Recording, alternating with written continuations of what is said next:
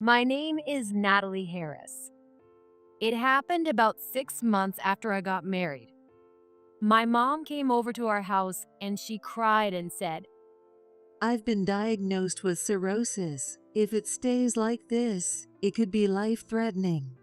Please give me your liver. I was shocked by this sudden request. Cirrhosis? They say I can get a live transplant. If I do that, I'll get better. So please give me your liver. But I hesitated quite a bit. The reason is I'm not on good terms with my mom. Since I was a child, she's always been cold to me, and I never felt loved. Compared to my friends' moms, I always wondered why she was so cold. When my dad was around, it was a bit better, but on nights when he came home late, there was never any dinner.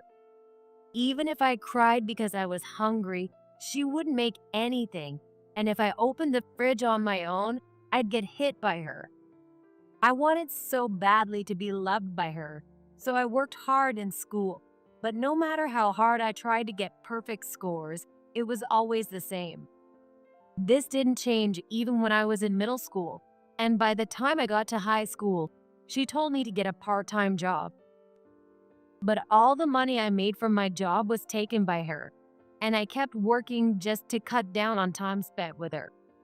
So when she made this request, I couldn't readily agree. But when I consulted my husband, James, he said, She's your only mom. How can you not help her? If something happens, you'll regret it. he called me heartless for hesitating and insisted that I must become her donor. In the end, I had no choice but to become the donor and unwillingly provided my mom with my liver. However, after the surgery, when my mom was discharged, the true reason why she wanted me to be the donor became clear. One day, after coming home exhausted from my work, I found my mom inside our house. What? Mom, how did you get in?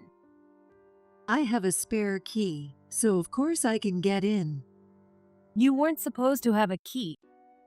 James gave it to me, sweetie. James is my husband. Why would James? It doesn't matter. I'm going to live here now, so you need to leave. Thanks for taking care of James up until now. What? What do you mean? I'm taking your husband, your liver, and this new house too. What do you mean? I'm going to live here with James. With James? Just the two of you? That's right. What about Dad? We're getting a divorce, and that's final. Final? What if James doesn't agree? James is already on board. What? I don't understand. How can you be so clueless? James and I are in a romantic relationship. Wait, what? A romantic relationship? Mom, how old do you think you are? You're 52 and James is 32. You're 20 years apart and you're saying it's romantic? Yes, age doesn't matter in romance. No, it definitely matters. You don't understand because you're a child. Why is this happening? It started when you two came to introduce yourselves after getting married. I liked James right away. But I thought the age gap was too big back then, and he wouldn't be interested in me. But then, while talking, James said he actually prefers older women. That's way too old. That's just how it is. If he likes older women, why did he marry me? His parents told him to get married already, so he thought anyone would do and just happened to marry you. But you came to help us out because you knew we were both working. That was just an excuse to see James. I'm your real daughter. How could you? Oh, you're not my real daughter. What? Not your daughter? That's right. You're the child of your dad's mistress. Your dad had an affair when he was young, and the woman got pregnant. I couldn't have children, so your dad brought you here without my consent. But who wants to raise the child of a mistress? Is that why you were so cold to me?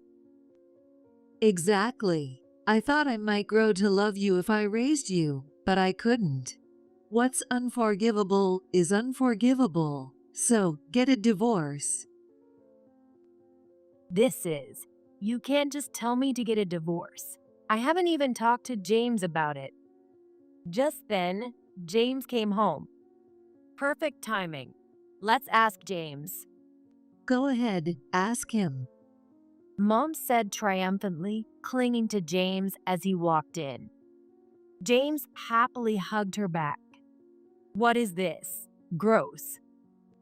I told her everything, but she doesn't get it. She's not too bright.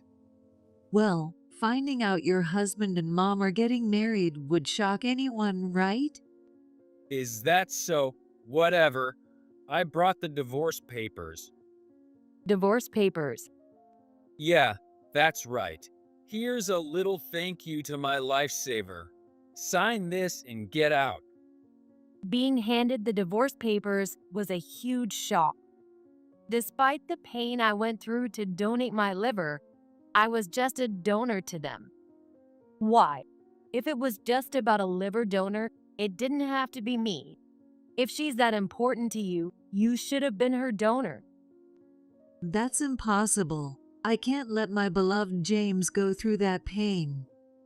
And besides, we need your dad to keep working to pay for the hospital bills, right? Considering that, you were just the right fit. This is the worst. I thought of you as my mom. Think what you want. That's your business. But I never thought of you as my daughter. I truly hated you. As you grew older and started to look more like that other woman, it was unbearable. Now sign the papers. Hearing all that, I had no words left. I had so much resentment, but even those words wouldn't come out. I felt so frustrated and sad, and it was pathetic that I still thought of her as my mom. On top of that, the man I thought was my husband had betrayed me so thoroughly. Fine, I'll divorce you. With that, I took the alimony from the two of them and got divorced. 5 years later, living near my childhood home, I got a call from my ex-husband, James. Natalie, help me. Please help me. The moment I answered the phone, I heard his desperate cries. Well, it's been 5 years without a word. What's going on? Hillary, her conditions come back. Hillary is my mom's name. Come back? You mean her cirrhosis? Yeah, that's right. Is it alcoholic cirrhosis? Yes, that's why you have to help. Help? She was supposed to have stopped drinking. She promised she wouldn't drink after the transplant. Yeah, that's right. If she wasn't drinking, she shouldn't have alcoholic cirrhosis. Well, she got better after the surgery, and she wanted to drink again. She thought a little wouldn't hurt, but it kept increasing. When she felt sick again, she went to the hospital. So, she started drinking again? Yeah, pretty much. Yeah, pretty much. You knew she'd relapse if she drank. I know, but sometimes you can't get through life without drinking. This time, she's really going to stop. Ever since she found out her condition came back, she's stopped drinking. But still, you know. Still, what? If she was so important, she should have stopped drinking in the first place. Now she's relapsed and there's nothing to be done. That's why we need another transplant. What? Please be her donor again. Absolutely not. Why not? You're her daughter, you should do this much. What are you talking about? I already donated once. There's no second time. You should be the donor this time. I have my job. So do I. But you're not working now, are you? Are you kidding me? I have things I need to do too. Why would I cut up my body for someone who's treated me so poorly? 5 years ago, I didn't even want to be her donor. I only did it because you and my mom begged me and called me heartless. And after it was done, you asked for a divorce and took our new house. It's unbelievable. I don't consider her my mom anymore, so it's none of my business. Don't say that. The bond between parent and child can't be broken. It was never there to begin with. You know that, right? That's why you never contacted me after our divorce. Don't be so mean. Without a transplant, she'll need dialysis, and that's going to cost a lot of money. Who cares? She got cirrhosis from drinking. Isn't this what you wanted? Of course not. She's suffering every day. She brought it on herself. Don't you feel sorry for her? She's your mom. Not even a bit. She never showed me any love. She's getting older. I don't want her to suffer. If you didn't want her to suffer, you should have stopped her from drinking. Please, just give her your liver one more time. It's medically impossible. That can't be true. Your liver should have regenerated by now. Even if you say that, I can't see it, so I don't know. They say the liver regenerates even after you donate, so your liver should be back to normal. They say it doesn't return to its original shape. You can't see it, so how would you know? Isn't that what I just said? And shape doesn't matter, does it? As long as it functions properly, who cares about the shape? Easy for you to say. You're young. Donating twice shouldn't be a problem. That's not true. The doctors won't approve it.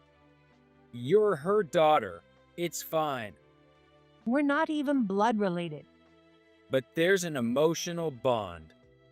No, there isn't. If you're so insistent, James should do it. Instead of talking about your work, you should donate your liver. If you're telling me to do it, it shouldn't be a big deal, right? I'd donate if I could. I'd do anything to make her feel better. But I can't take time off work. And if I don't work, who will? If I end up in the hospital, who will take care of her? The hospital provides complete care. There's nothing to worry about. Besides, the donor gets discharged sooner, so you can take care of her once you're out. Doing that would wear me out. You're only 2 years older than me. If I can handle it, so can you. Don't say that. I have no choice but to ask you.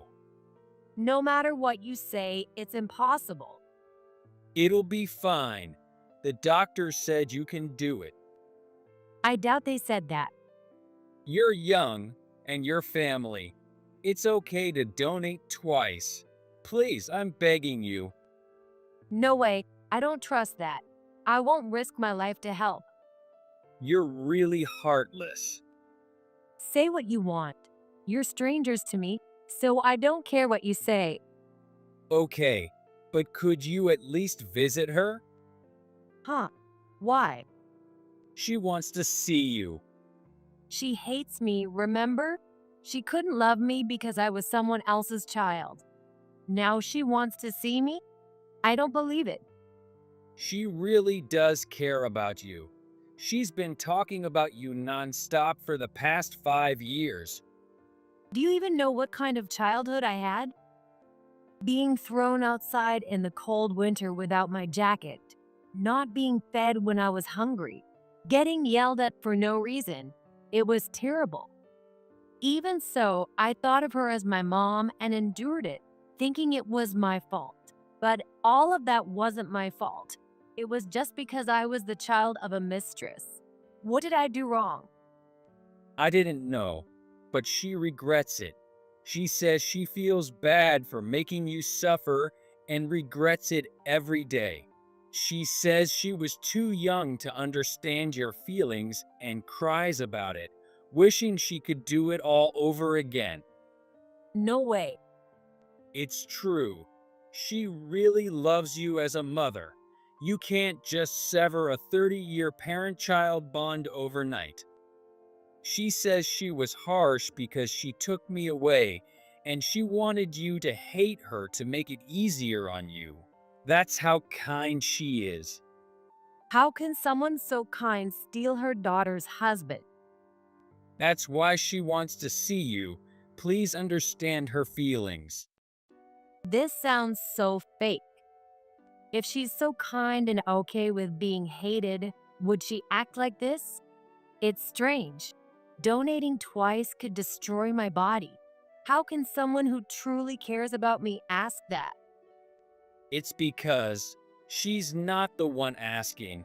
I'm the one contacting you. But as her husband, I want to do what's best for her. Then be the donor yourself. I want to do everything I can for her. So please, do everything you can for your mom. Why am I being dragged into this? I feel really sorry for taking your mom from you. I'm not asking for forgiveness, but please don't hate her. This is so unbelievable. Just visit her. Please, just come see her. If I argued more, he'd just keep pestering me. So I agreed to visit her. After a while, I reluctantly went to visit, and indeed, my mom was weak. Her face was deeply wrinkled, and her hair was completely gray. Who would believe this woman, who now looked like an old lady, had a 32-year-old husband? Thank you for coming, Natalie. Since I had never been thanked by her before, I felt sick and felt more like a lie. You've aged quite a bit. Illness does that. I don't really want James to see me like this, but it can't be helped. Yes, that's just how it is at your age. You're quite mean. I'm just like you, Mom. Even if I'm the child of a mistress, there are some similarities between us. Natalie, please don't say that. I consider you my real child. Is that so? I don't think the same. So, your cirrhosis has come back, I hear? Yes, isn't it sad? But it's alcoholic cirrhosis, isn't it? That's your own fault. You promised not to drink after the transplant, but you did anyway. Is that why you're in a different hospital now? Not exactly, but the previous hospital wasn't quite right. This one has better doctors. I see. Anyway, I'm thinking of getting another live transplant. The doctor said it's possible, and it would make me feel much better. Hope you find a donor. The donor is right here. Who? James. What are you talking about? I can't let James go through that. It's obviously you. So the whole wanting to see me was a big lie. She wouldn't say something like this if it wasn't. I raised you for 30 years. You should repay that favor, so give me your liver. Even if you say that. I'm your mom. I raised you, so it's only fair. What nerve she has. When my dad was on business trips, she'd leave me alone, claiming children grow up without parents. But now, when she's in trouble, she says she raised me. Her selfishness is astounding. If repaying a favor is the issue, I've already donated once, so that should cover it. Not that I receive much love to repay. Hey, that's unfair to Hillary. James, it's despicable that you lied to get me to the hospital. If it's so important, you should be her donor. That would solve everything. I won't and can't be the donor again. Like I said, you're only her daughter. And what does that mean? If you insist, let's consult the doctor properly. There's no need to talk to the doctor. I already told them you're my daughter and will be the donor. They said there's no worry if my daughter is the donor. Seems like you left out important details. Just be my donor. Your parent is suffering. It's your duty. Both my mom's and James's voices grew louder, alarming the other patients in the room. Those unaware of the situation probably thought I was heartless. Regardless, I can't be your donor this time. We've severed ties, so don't contact me again. James, you're a stranger to me now. Don't rely on me. How heartless can you be? Donating once doesn't repay the debt of raising you, you ungrateful child. I decided it was useless to argue any further and left the hospital room despite their protests. From the room, I could hear my mom's cries and James trying to comfort her. I'll talk to her again. Natalie will understand once she calms down. Just don't cry. With that, James ran after me. If my mom was so important, he should stay by her side until she stopped crying. Why chase after me and continue to pester? I didn't want to talk to James, so I quickened my pace. But James caught up and grabbed my arm. Wait, I need to talk to you. Enough already. I can't do it. I get it. I understand. Then what is it? The truth is, I'm thinking of leaving Hillary. In an instant, my anger subsided, and I looked at James. He seemed serious. Why? Didn't you love my mom? Yeah, I did. But did you see her? When we met, she was lively, fun, and beautiful. But now, she's like an old woman. She's full of complaints, and her hair is all gray. Since her condition got worse, she's become a monster. What? Now, she feels more like a mother than a woman. I can't see her as a woman anymore. So, I'm giving her back to you. How selfish can you be? But she is a monster now. So you cherish new things, but treat the old ones like monsters? It's not like that. Yes, it is. Come on. If you don't become the donor, she'll have to start dialysis. That means constant hospital visits, tons of money, and she won't be able to work. Why don't you ask for a caregiver for her? Caregivers aren't free. With your income, it shouldn't be a problem.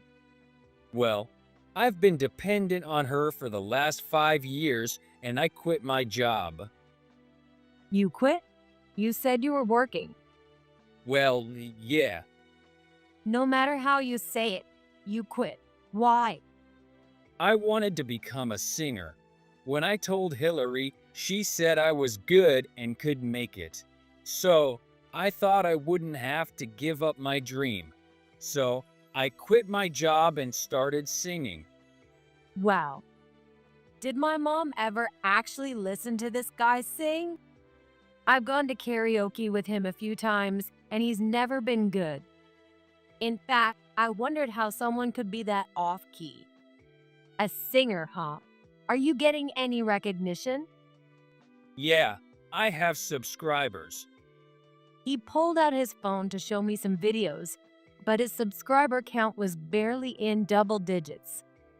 And even though he had uploaded multiple videos, they were all at a level that would encourage tone-deaf people. How did he ever think he could become a singer? Your videos don't even have 100 views. That's because they're new. The one from a year ago also has only double digits? But there was no point in criticizing James' efforts now. That's amazing, I said, ending the conversation. See? It is amazing. I knew I had talent, so I'm going to focus on my singing career. So, I won't have time for a job or caregiving, and my fans would be heartbroken if they knew I was married to an old lady. That's why I think we should get a divorce. James said this with a pleased smile. Divorce is between the two of them, not something I can or want to comment on. I just think my mom was foolish to marry such a young man. But that doesn't mean I'll take her back. So, I'm handing her back to you. Look, it's your choice to leave that awful woman, but don't rely on me. We're strangers now. She's not my mom anymore. Don't say that. If you don't take her, I can't divorce her. That's a problem. You chose to be with her, so deal with it yourself. With that, I walked away from James. Sometime later, James went back to the hospital room, wondering how to bring up the subject of divorce. But my mom took his hand and started complaining. Why won't she be the donor? She's such an awful woman. Without a donor, I won't get better. Just then, the doctor came in. I need to talk to you. Oh, doctor, is this about the surgery? No, actually, I have a message from the donor. A message from her? Yes, your daughter said, I've already been your donor once, so I can't do it again. If it's absolutely necessary, find someone else. No way. You said she had never been a donor, but that's completely false. I told you that liver donation can only be done once. Why did you try to make her do it again? She refused after understanding everything. It couldn't be helped. Couldn't be helped. What do you mean? This is a matter of life and death. Just because someone is a donor doesn't mean it's 100% safe. That's why we only allow it once. You're being too selfish. It's not your place to be angry. She's my daughter. It's only natural for a daughter to risk her life for her parent. How selfish can you be? Your liver problem is due to alcoholism. You need to abstain for 6 months, and it's only been a few days since you were hospitalized. We don't even know if you can have a transplant in this condition. And after discharge, you must remain alcohol-free. The fact that your condition has relapsed means you broke that rule. No doctor will risk someone's life for a patient like you. That's your opinion. My life is precious too. That's why I found a donor myself. Then why did you break your promise to abstain from alcohol?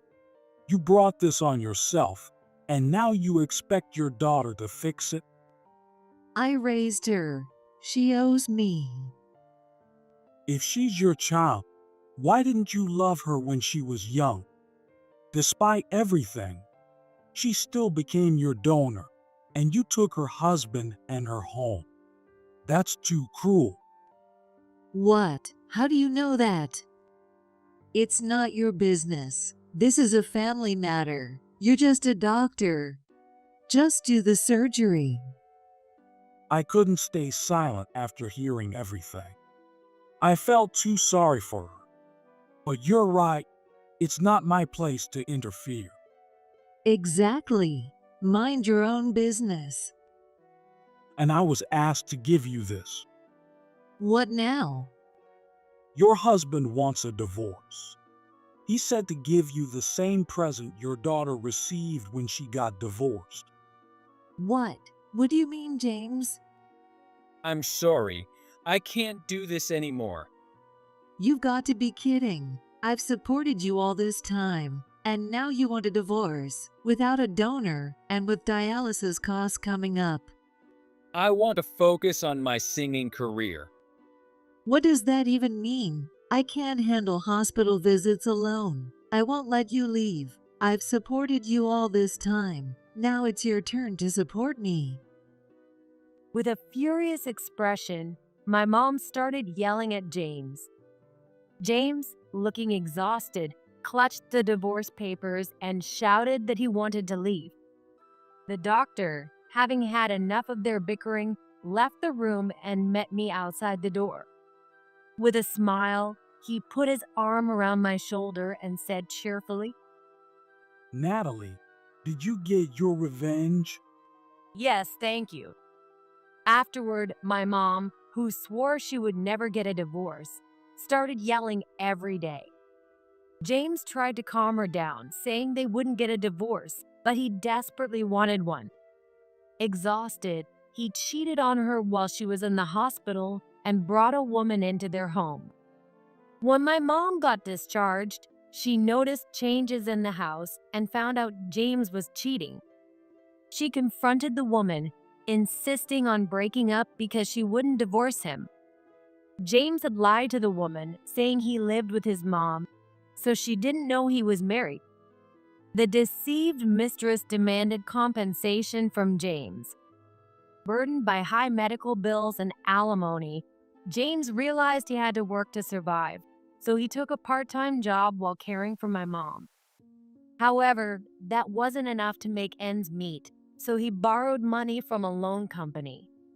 Once he started borrowing, he couldn't stop, and he kept borrowing more.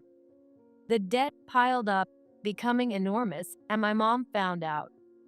She asked my dad for help, but he refused, pointing out that she had taken her daughter's husband and now wanted help because she was in trouble.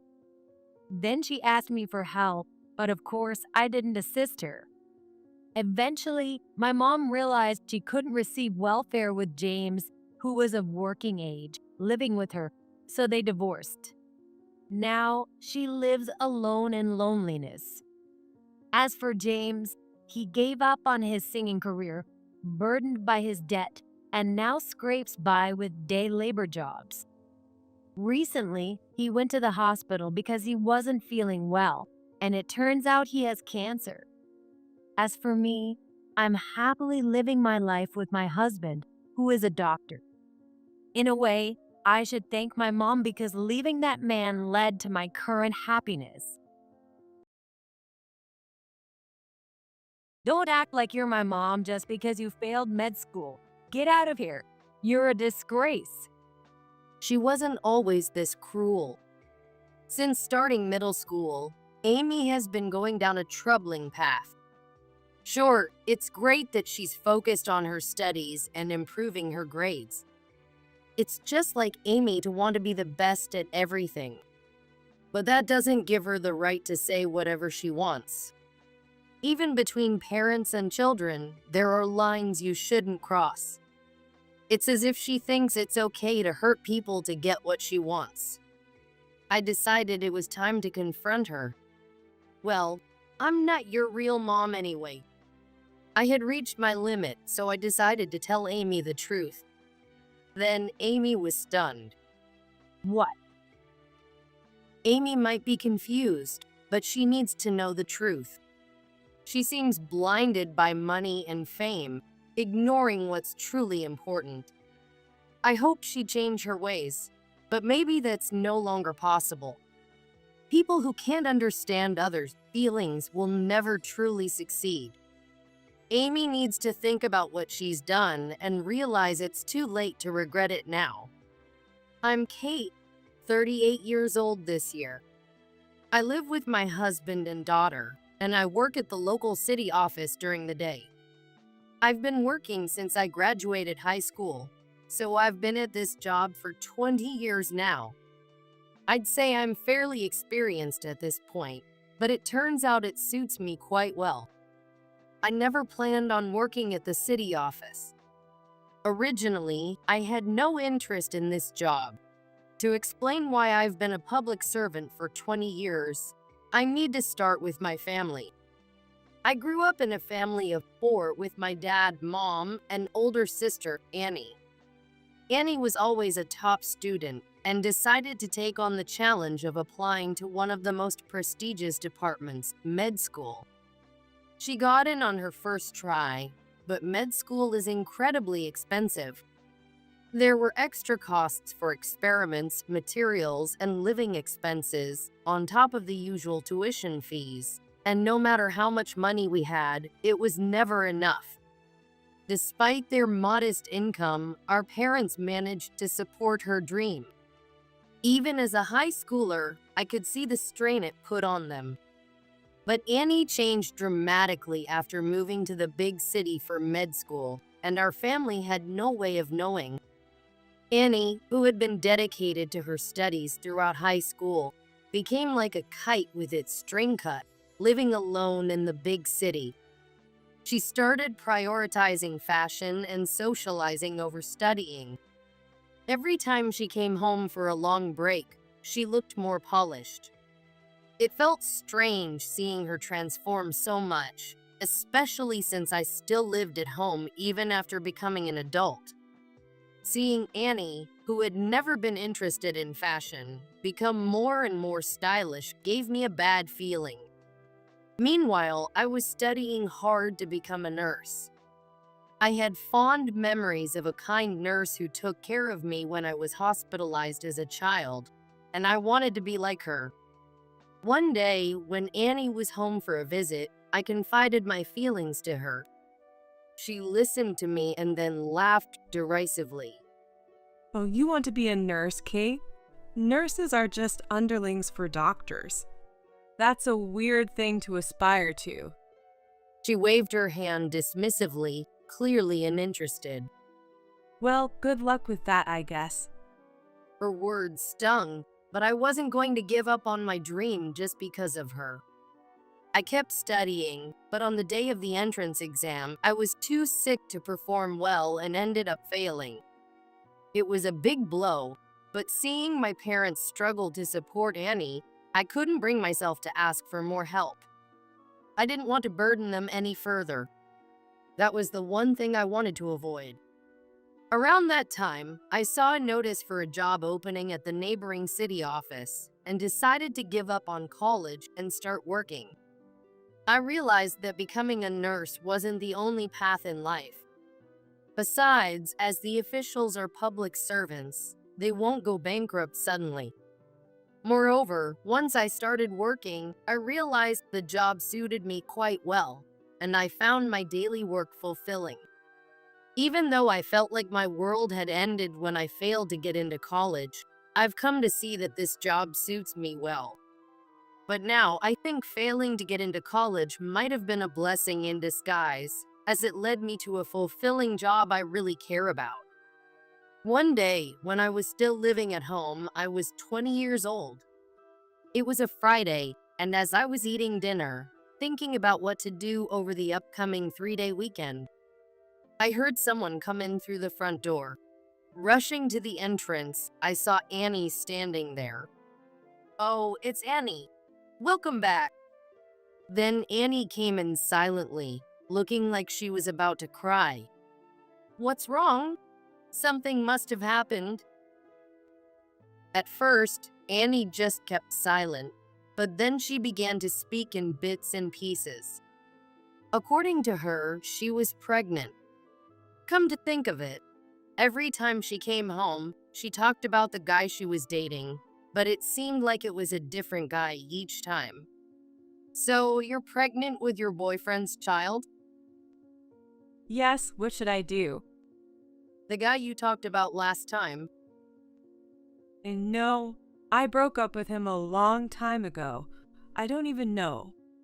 In other words, she got pregnant without realizing it while dating different guys. She doesn't even know whose child it is. That's shocking. So, what are you going to do about the baby and college? I can't just quit college now. It's too late to do anything about it. She had been wondering why she hadn't gotten her period, and then she found out she was pregnant.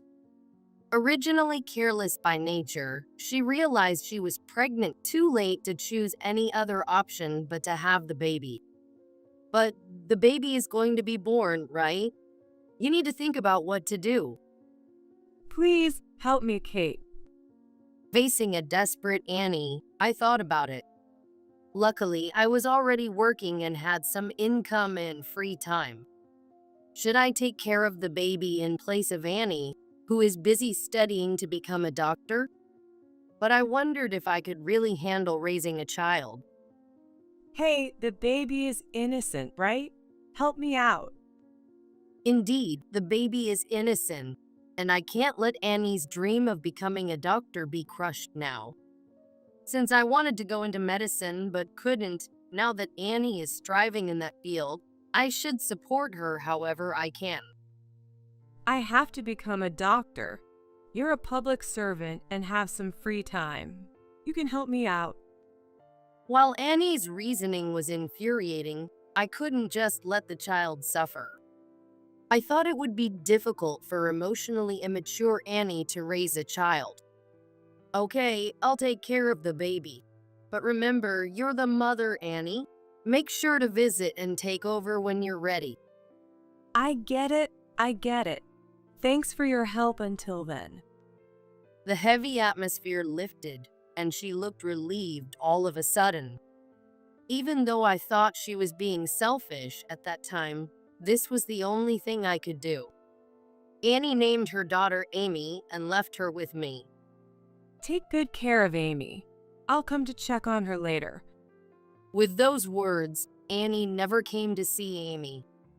I tried to contact her occasionally, but never got a reply. At this rate, it's hard to even know who the real mother is. I decided to treat Amy as my own daughter.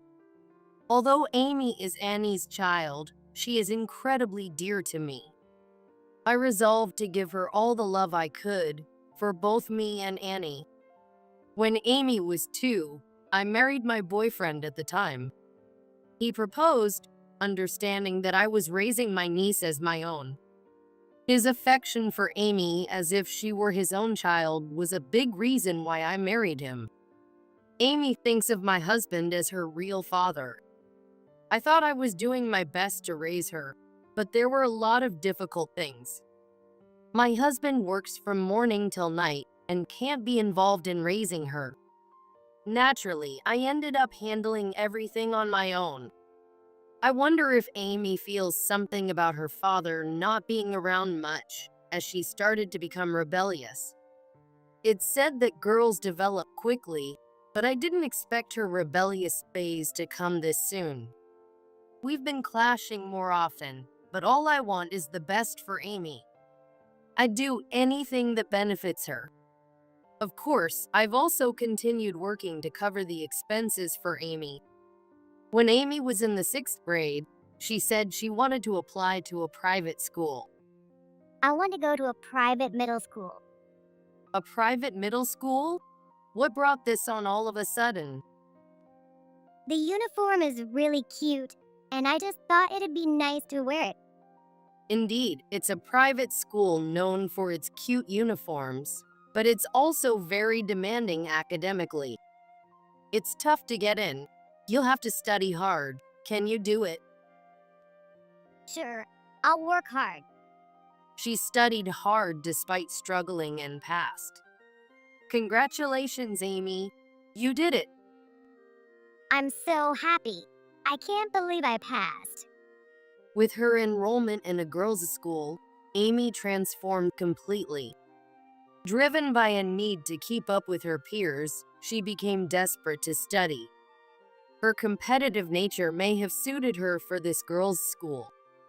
But perhaps it was around this time that her competitive streak began to take a strange turn. Amy became obsessed with studying and getting good grades. Inherited from her mother, as her grades improved, her personality began to twist in odd directions. I just can't believe people who don't study and just laze around. They're just idiots staying idiots. They're literally worthless. Amy, life has many aspects. Everyone has their strengths and weaknesses. You can't just decide someone's life isn't worth living based on one aspect. That's the kind of soft talk that gets you nowhere. It's about studying hard, topping your class, going to a good college, and making money. What's wrong with that? What's gotten into you lately? Being good at studying doesn't make you a better person. Thinking that good students are superior and seeing nothing else is just like Annie's daughter.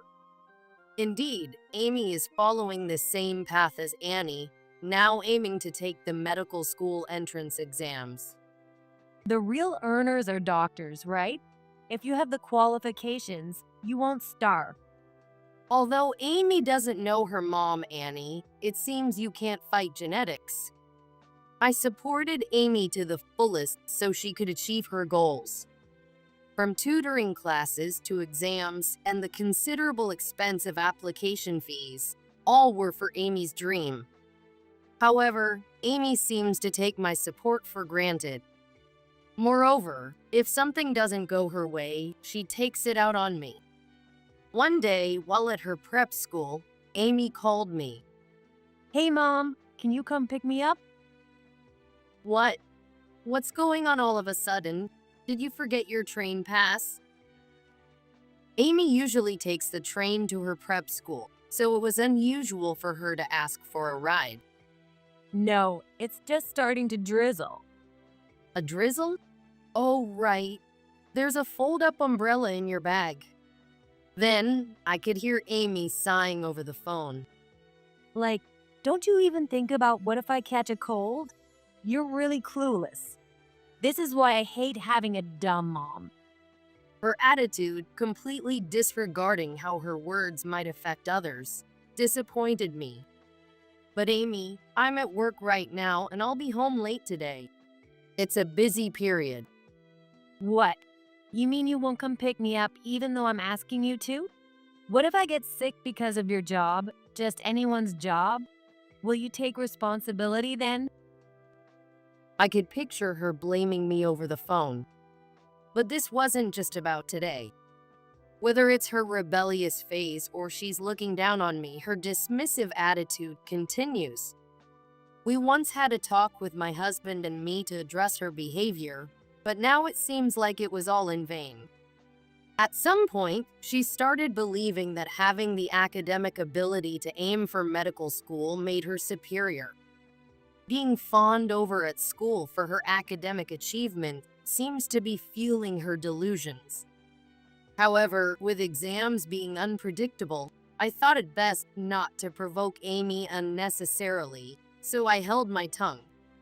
As usual, her biological mother, Annie, hasn't been in touch at all.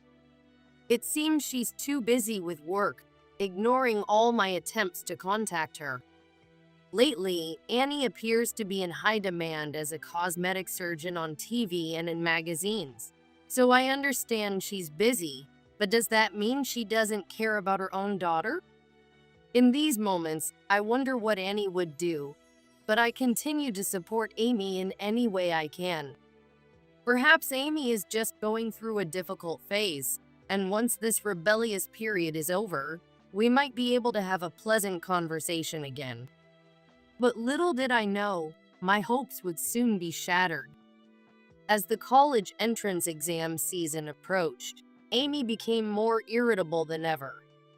It's a significant turning point in her life, so her tension is understandable.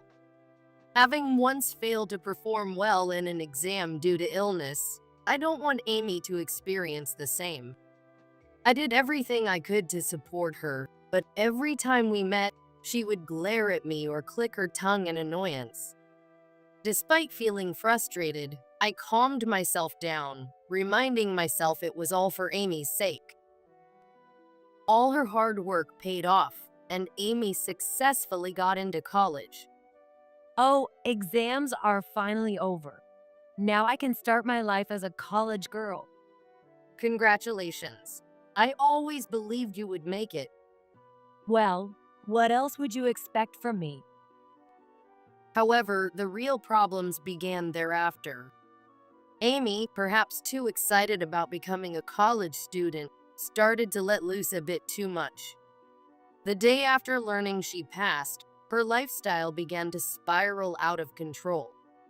She would stay in bed until noon, munching on snacks that could hardly be considered breakfast or lunch, never taking her eyes off her phone. Considering her previously studious life, I tried to overlook this behavior until she started college. But as her disordered living habits persisted and her attendance at school became sporadic, I could no longer overlook it. If she continued this way, she would struggle once her new life began. To make matters worse, it seemed she had been using my credit card without my permission.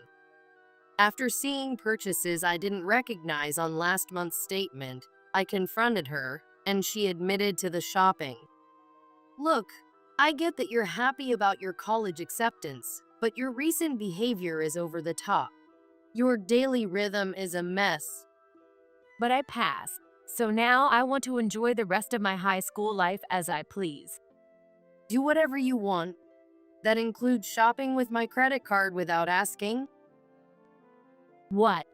I needed the card for the website, which doesn't take anything else. Your nitpicking over every little thing is exactly why I can't stand mothers. Seriously, this is just pathetic. Amy didn't take well to being scolded and kept grumbling.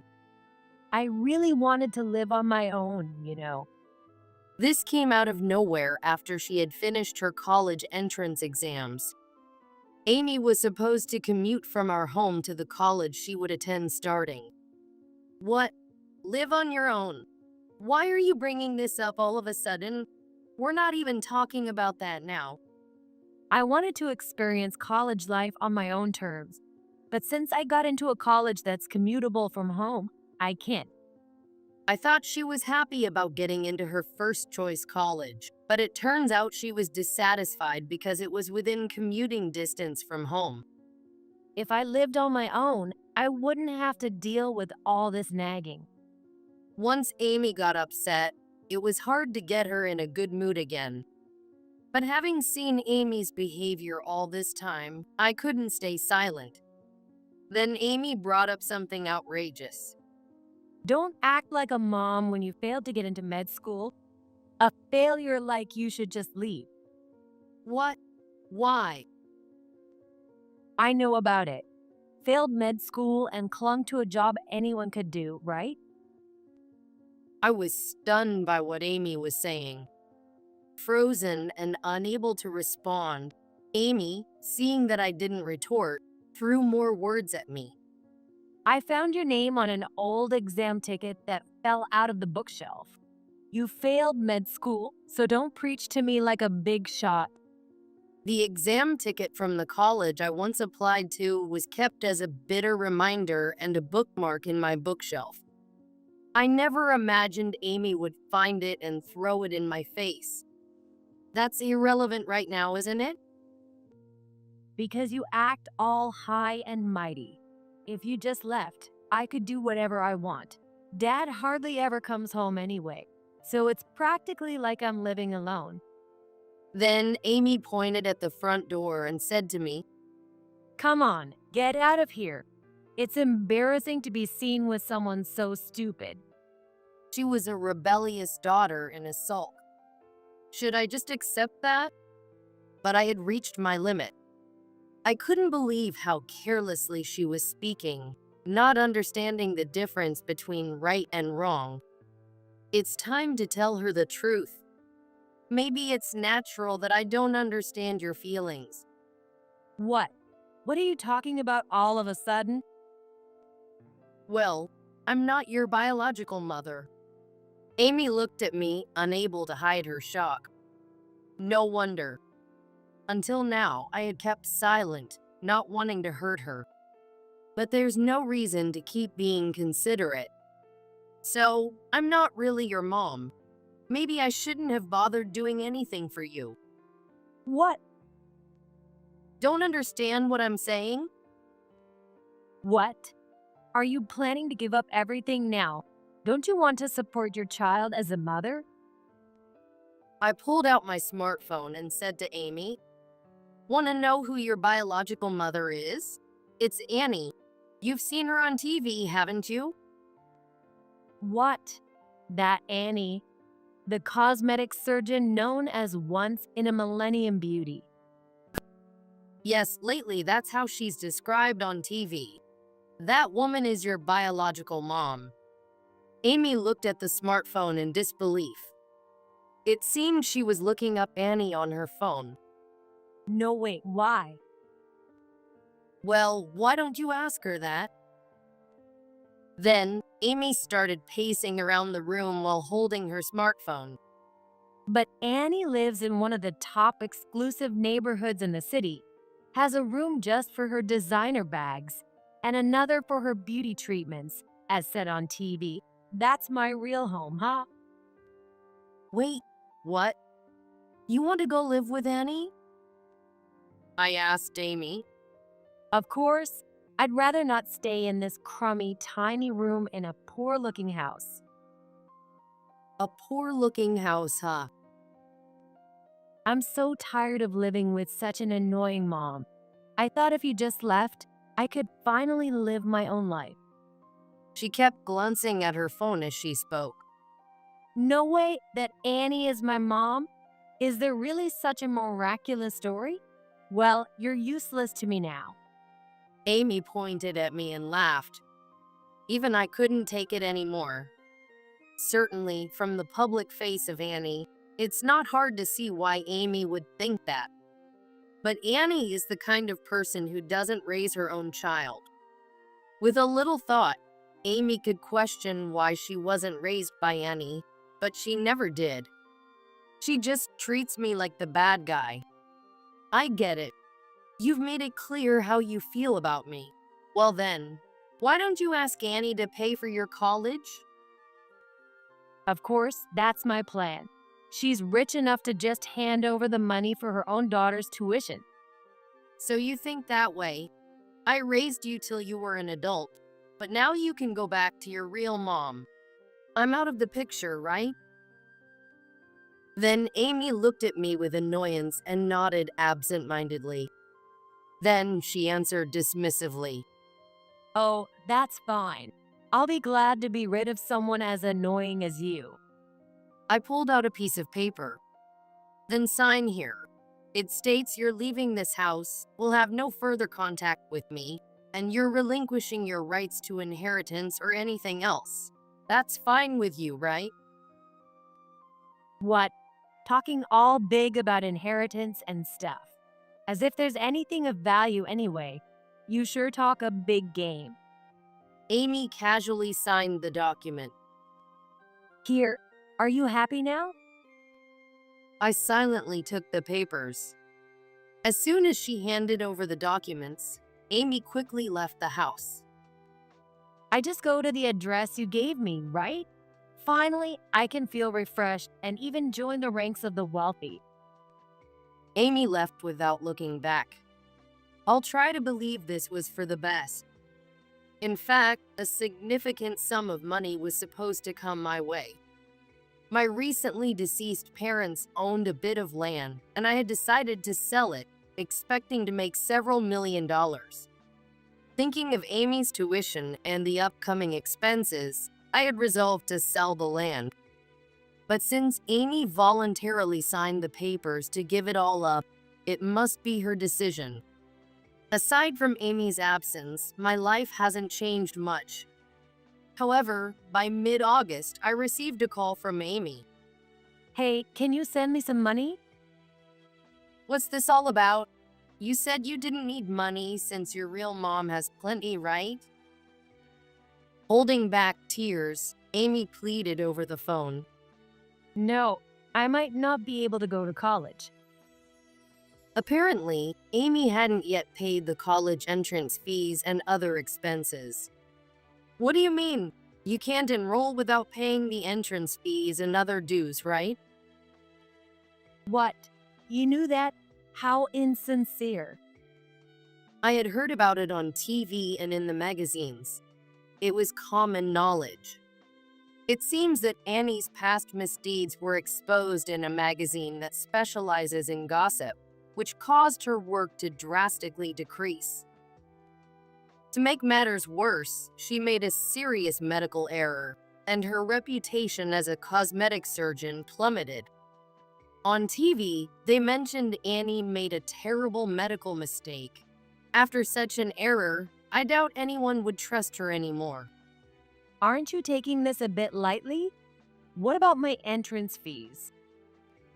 Why don't you get your real mother to sort it out? I'm nothing to you now. Then Amy raised her voice over the phone. So, you don't care what happens to me? I managed to get into med school. Whether you go to college or med school, it really doesn't matter to me. It should matter. I'm your daughter. Well, I didn't ask you to go to med school. Besides, you were the one who said, "Don't act like my mother." On the phone, Amy seemed at a loss for words. But I said that. You were happy to get into med school, I'm sure. But don't you understand there are things you should and shouldn't say? Even a mother can't forgive everything. But I don't understand what you're saying. Amy sounded like she was about to cry, but I had to say what needed to be said. Well, I guess you wouldn't understand all of a sudden. Can we meet to talk about it later? Yes, I want to see you. After all the terrible things she did at home, and now she suddenly wants me. Amy's actions were not justifiable as mere rebellion or stress. It might be a kindness in a way to make sure Amy understands clearly. I arrived at the agreed-upon place with a thick envelope in hand. As Amy ran up to me, she said, Thank goodness. The deadline to pay the entrance fee is the day after tomorrow.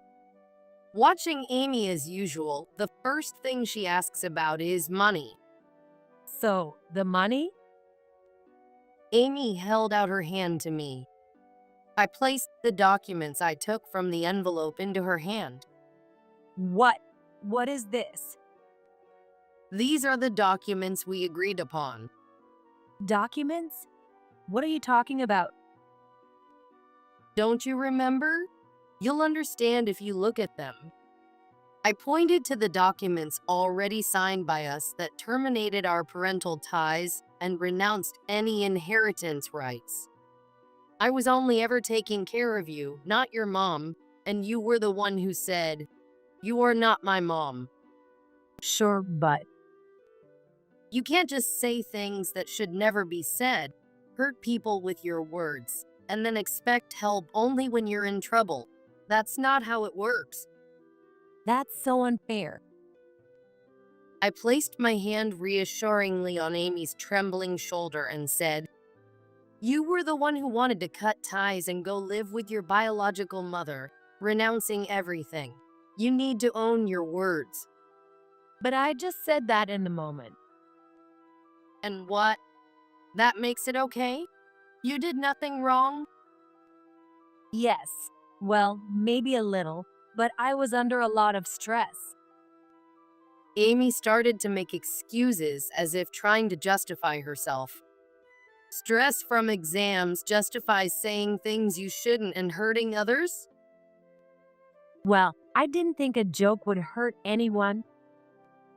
Amy spoke uncomfortably, clearly not grasping the gravity of the situation. It was disappointing to see that all her explanations revolved solely around herself. Look, I need mom to become a doctor. So you only need me when it's convenient for you. You really need to learn what it means to genuinely hurt someone. What? You're kidding. What happens if I'm left alone? I left the scene. Amy crouched back down at her original spot, looking down, but I didn't look back her. Ultimately, Amy couldn't pay her enrollment or tuition fees and couldn't enroll in college. Scholarships and such procedures couldn't be arranged so suddenly, so enrollment was impossible either way. Someone who genuinely doesn't understand others' feelings becoming a doctor is a troubling thought. Incidentally, Annie also tried to contact me later, but I blocked her without hesitation. Despite never contacting me before, it's typical that she would reach out only when she herself was in a pinch, like mother, like daughter. I'm now enjoying living with my husband again, something we haven't done in a while. I'm also struggling to pursue a long-held dream from my past. I remembered that I wanted to be a nurse. Sure, I can manage my current job since I've been at it so long, but it's not what I truly want to do. I thought I'd rather chase the dream I've always had than settle for the satisfaction and stability of my current job. Deciding to take on such a challenge at my age might seem bold, but I've decided to stop suppressing what I really want to do. Well, today I might as well continue studying for college entrance exams. On a quiet weekend morning, when my husband usually would have gone out, he told me he had a young lover. I'm serious. I want to make her happy. So sign the divorce papers with these terms. What do you mean by this? I'm Mary, 53 years old. I married my husband, David, whom I met at a social circle for working adults when we were both 28. We were blessed with 2 children, our eldest son, Tom, and our eldest daughter, Olivia, building a happy family together. I've supported our home as a stay-at-home mom, while David runs a small local business. This year marks our 25th wedding anniversary. Our children have grown up and are now independent. However, it was around this time that I began to notice a change in David's behavior. Mary, I got some emergency work today. I might come home late. One morning, as David was having breakfast, he said this, "Okay, take care." I replied with a smile, offering him a coffee, and he hurriedly left the house. David's outings, which often occurred even on holidays. Initially, I trusted my husband without any doubts. However, as these excuses became more frequent, doubts began to grow in my mind. I have plans with a friend today. On a weekend meant to be spent with family, David once again excused himself to go out. Again? Yeah, it's a commitment from before. Sorry about that. David couldn't hide his slightly panicked expression as he spoke. I watched him leave without saying anything, but anxiety and suspicion grew as I saw his back. The next morning, as I was preparing breakfast as usual, I asked David when he joined me at the dining table. "Good morning, David. What time will you be home today?" After a moment of silence, he answered with an unfocused look in his eyes. Well, I might be late today. There's an important project. "It sounds tough, but take care of yourself," I said, tilting my head slightly. But that night, despite waiting, David did not return. I sent several messages to his cell phone as it got late into the night, but there was no reply. The next morning, David finally came home. "Where were you yesterday?" I even sent messages. I was busy with the project and I stayed at the office last night. Sorry. "I see. But you could at least let me know. It worries me. Yeah, my bad. Seems like you've been really busy lately. Is there a problem? Let me know if there's something I can help with." David gave a wry smile. No issues. Just a bit busy. Sorry to worry you.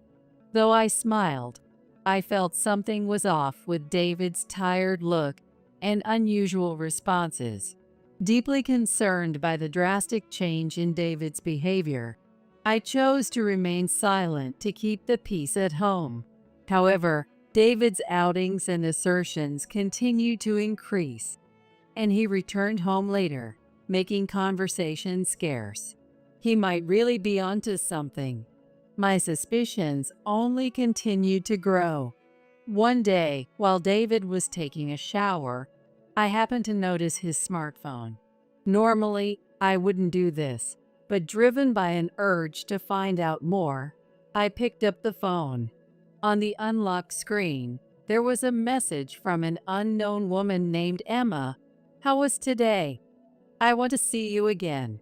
My hands trembled, and my heart ached. However, I chose not to confront him right there and decided to wait for more concrete evidence. I felt I needed something more substantial before saying anything. I continued to quietly watch David's actions thereafter. while feeling that the peace of our home was beginning to crumble. I still hadn't found the right way to handle it. Deep inside, I was conflicted, but desperately wanted to resolve this situation. One evening, Tom and Olivia came back to their childhood home. Although both are grown and independent, they still come back for family events, and everyone gathers together for meals. Then, Tom voiced a concern. Dad, he'd been saying he's busy lately, but is it really just work? It feels like he's drifting away from home. Olivia agreed and added, I've been worried too, but I didn't say anything because I didn't want you guys to worry. I could only agree with my children's words and told them the truth. That night, the family dined together for the first time in a while, but the conversation centered around David, and everyone's expressions were somber. Mom, if there's a problem, we want you to tell us too. We're family after all. Tom said earnestly. That's right. If Dad is dealing with something, maybe we can help solve it together. Thank you. We can't go on like this. I'll have a proper talk with David. I promised. Even though our children were adults and independent, the bond as a family was still deep, and it was comforting to see them seriously addressing the changes in their father. I was waiting for David's late return home again that day. The clock had already struck midnight, and the house was eerily quiet. Soon, I heard the sound of the front door unlocking, and David quietly entered the house. Hi. How was your day? You're late again today. Yeah, I've been really busy lately. There are also work-related social commitments. I see, but try to make some time to relax occasionally. Saying this, I took David's coat. Accidentally, a folded piece of paper fell from the coat pocket to the floor. As I picked it up, I casually unfolded it. The note, written in feminine handwriting, read, I had a great time today. I want to see you again. Love, Emma. I could hear David heading towards the bathroom. It was clear what this piece of paper meant. While anger and a sense of betrayal swirled within me, I decided to stay calm and think carefully about how to handle this evidence. I chose to store the note somewhere and plan my next steps. I decided to keep it quiet and hold on to it as evidence without saying anything. And I decided not to mention anything to David yet, and to further observe his actions. The next morning, I prepared breakfast as usual and sat opposite David. He seemed unchanged, reading the newspaper, but my heart was heavy with the weight of the message I had seen the night before. David, what are your plans for today? Yeah, it's the usual. Anything up? No, it's nothing. From that moment, I couldn't trust David anymore and just quietly began to plan my next move. On a typically quiet weekend morning, as I was making coffee in the kitchen, David suddenly appeared in the living room with a serious look on his face. David, what's wrong? You look so serious. After a moment of silence, he finally spoke. Mary, please sit down. As I felt my heart rate increase, I sat down on the sofa. The truth is, Mary, I'm fed up with our mundane life together. What do you mean? There's someone else I've been thinking about starting a new life with. I want to build a future together with her. Someone else? David, does that mean? It's Emma. We met through work and naturally grew closer as we worked on projects together. We really click in terms of our thoughts. Emma, the young employee from that company you mentioned before? Yes, that Emma. She's very bright and energetic and full of new ideas. We want to start a new business together, and we think the best way to do that is to live together. After 25 years together, raising our children, I thought we were going to be together forever. Why? Unfortunately, Mary, I can't be with you anymore. I want to start a new life with Emma. So, I want to cut ties with you. I want a divorce. Filled with shock and sorrow, I was speechless for several minutes. Do you think you can just throw away everything about us, about our children, and be happy? I'm serious. I want to make her happy. So sign the divorce papers under these terms. David placed a piece of paper on the table. I took the document he handed me and began to read it quietly, filled with anxiety and tension. The document outlined the divorce terms David was proposing, which were disadvantageous to me. He intended to keep most of the assets for his new life with Emma, providing me only with a minimal monthly alimony. It also stated that our shared home was to be sold. My options were limited, and all I was offered was scant compensation for my past contributions and devotion. David, what is this? I need funds for our future with Emma. You'll have to manage with this. How am I supposed to manage on this amount? Are you saying our 25 years of marriage is only worth this much? Yeah, that's about right.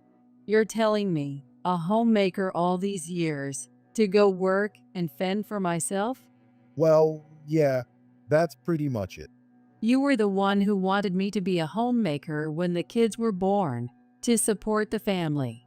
You did well all these years. And you're selling the house too? Yes, the paperwork is already done, so please move out soon. What? What are you talking about? This is too sudden. What about the kids? The kids are adults now and independent.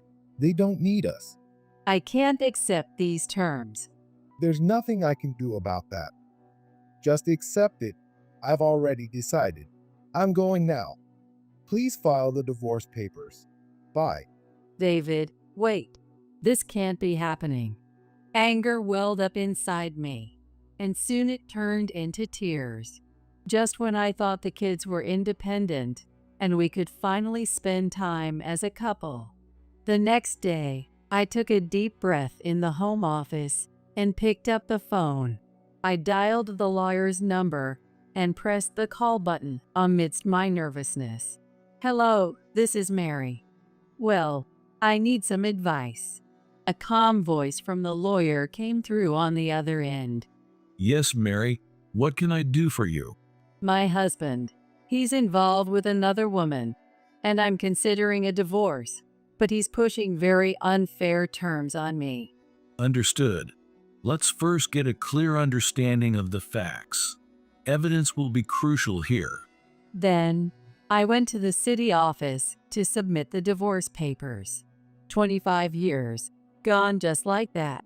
A few days later, I visited the lawyer's office and provided detailed information about David and Emma's relationship that I had gathered. These are very strong pieces of evidence. Based on these facts that David has hidden, we can negotiate the unfair divorce terms. Thank you. I'm ready to fight this, for my kids and for myself. A few days later, I received further contact from the lawyer and headed to his office. Holding a document in his hand, the lawyer said, Mary, we have uncovered new information. It has been revealed that David already has a kid with Emma. What? A kid? Already? Yes. From the birth certificate and their joint mortgage, this fact has been confirmed. This information will be a very advantageous point in your divorce proceedings. He deceived us and even had a kid. It was an unforgivable fact. This will be a big blow to David, won't it? Of course. This crucial information that David hid can be a reason to increase your alimony. I packed my belongings and left the house I had lived in for a long time. I then decided to tell my children, Tom and Olivia, about it. Mom, what's going on? Why are you here? What about the house? I'm sorry to call you both like this. David and I are getting a divorce. He has someone else. What? What do you mean? Tell us everything. Mom, is that true? Why would Dad do something like that? And also, it turns out he already has a kid in secret. That's just terrible. It's unforgivable, even though you're here. What happened to our house? David sold it on his own to fund his new business with her. They are planning to start a new business together. And he kicked you out for that? I can't believe it. Is there anything we can do right now? We're here for you, Mom. Thank you. Just hearing you say that makes me feel much stronger. Actually, I'm consulting with a lawyer and preparing to legally fight this. Mom, if there's anything we can help with, just let us know. Collecting evidence or anything to support you emotionally. I was on the verge of tears from their words, filled with gratitude. Thank you, truly. It's reassuring to have you both with me. That night, we discussed our plans as a family. Olivia decided to use her research skills to handle gathering information online. Tom focused on organizing records of conversations with David. I headed to the kitchen to start preparing dinner. I'm so fortunate to have a family that unites like this. Tom and Olivia exchanged glances and smiled at each other. Later, we gathered as a family to do a final review of the evidence they had collected. Pointing at the laptop screen, Olivia said, Look at this, Mom. These are photos Emma posted on social media. Lots of pictures of the new house and with the child, all presented like a happy family. Emma had been updating her life as a glamorous influencer through her social media, branding herself as a wealthy mom struggling with childcare, frequently posting pictures of expensive interiors, her new house, and her happy family life. These posts were receiving lots of praise from her followers. Can you believe the nerve? It's unforgivable. Yeah, David's girlfriend is so young. Tom continued. And here's the evidence that the house was sold. It's a copy of the contract. Both Dad's and Emma's names are on it. There's also information on the mortgage application for the new house. Thank you, both of you. Let's pass all this to the lawyer. But I just thought of something. Leave it to me. What are you thinking? Just trust me. I didn't understand what Olivia meant. We have all the evidence we need. I will not forgive those two. One day, I unexpectedly ran into Emma at a cafe. Emma was cheerfully chatting with a friend in a corner of the cafe. And there she was, confidently holding her illegitimate child. I approached her calmly and politely. Emma, could we talk for a moment? What do you want? Well, David's ex-wife? Yes, I am David's ex-wife. Emma, I'm glad to see you're happy, but don't assume this happiness will last forever. He has betrayed a family once. He might do it again. What are you talking about? You're an old lady. I'm still young. David wouldn't let me go. Also, are you aware that the child you're holding was used to disadvantage me in our divorce? David hid the child's existence from me and presented very unfavorable terms. What? What are you talking about, old lady? David was just fed up with his marriage to you. It has nothing to do with us. No, it does matter. You and that child have influenced the terms of my divorce. You should be aware of that. So what? We love each other.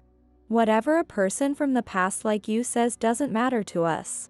If there is love, that's fine. But don't forget what David has done in the past.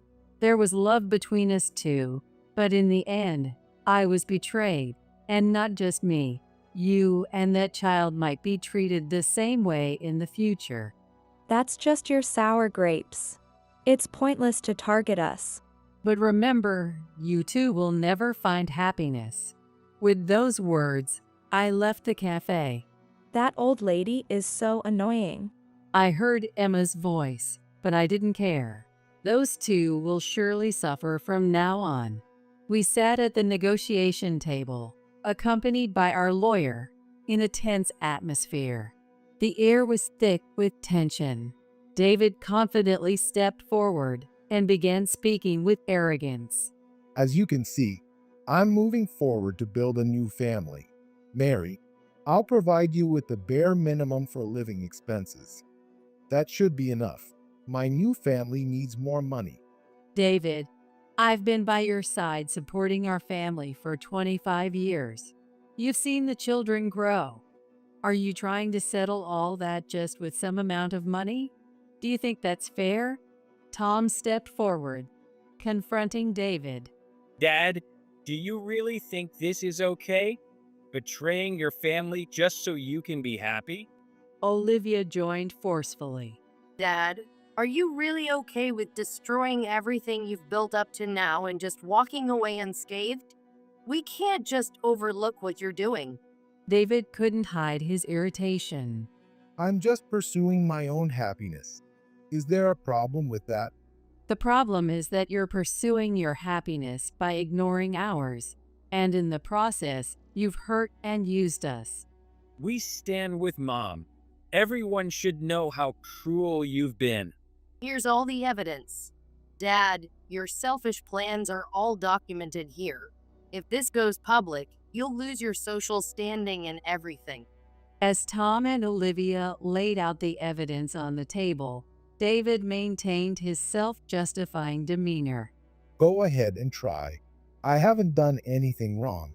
It's my life, my choice. I took a deep breath and responded calmly. David, no matter what you say, the facts won't change.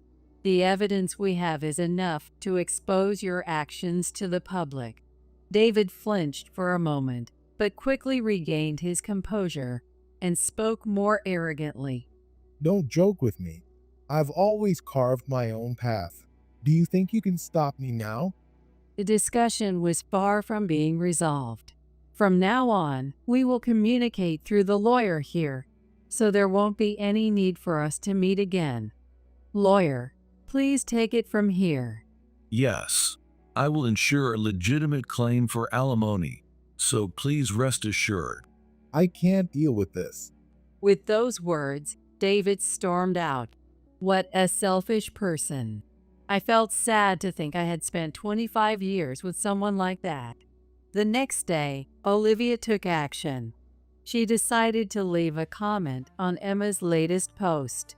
Olivia responded to Emma's latest post with deep anger and disappointment, writing the following.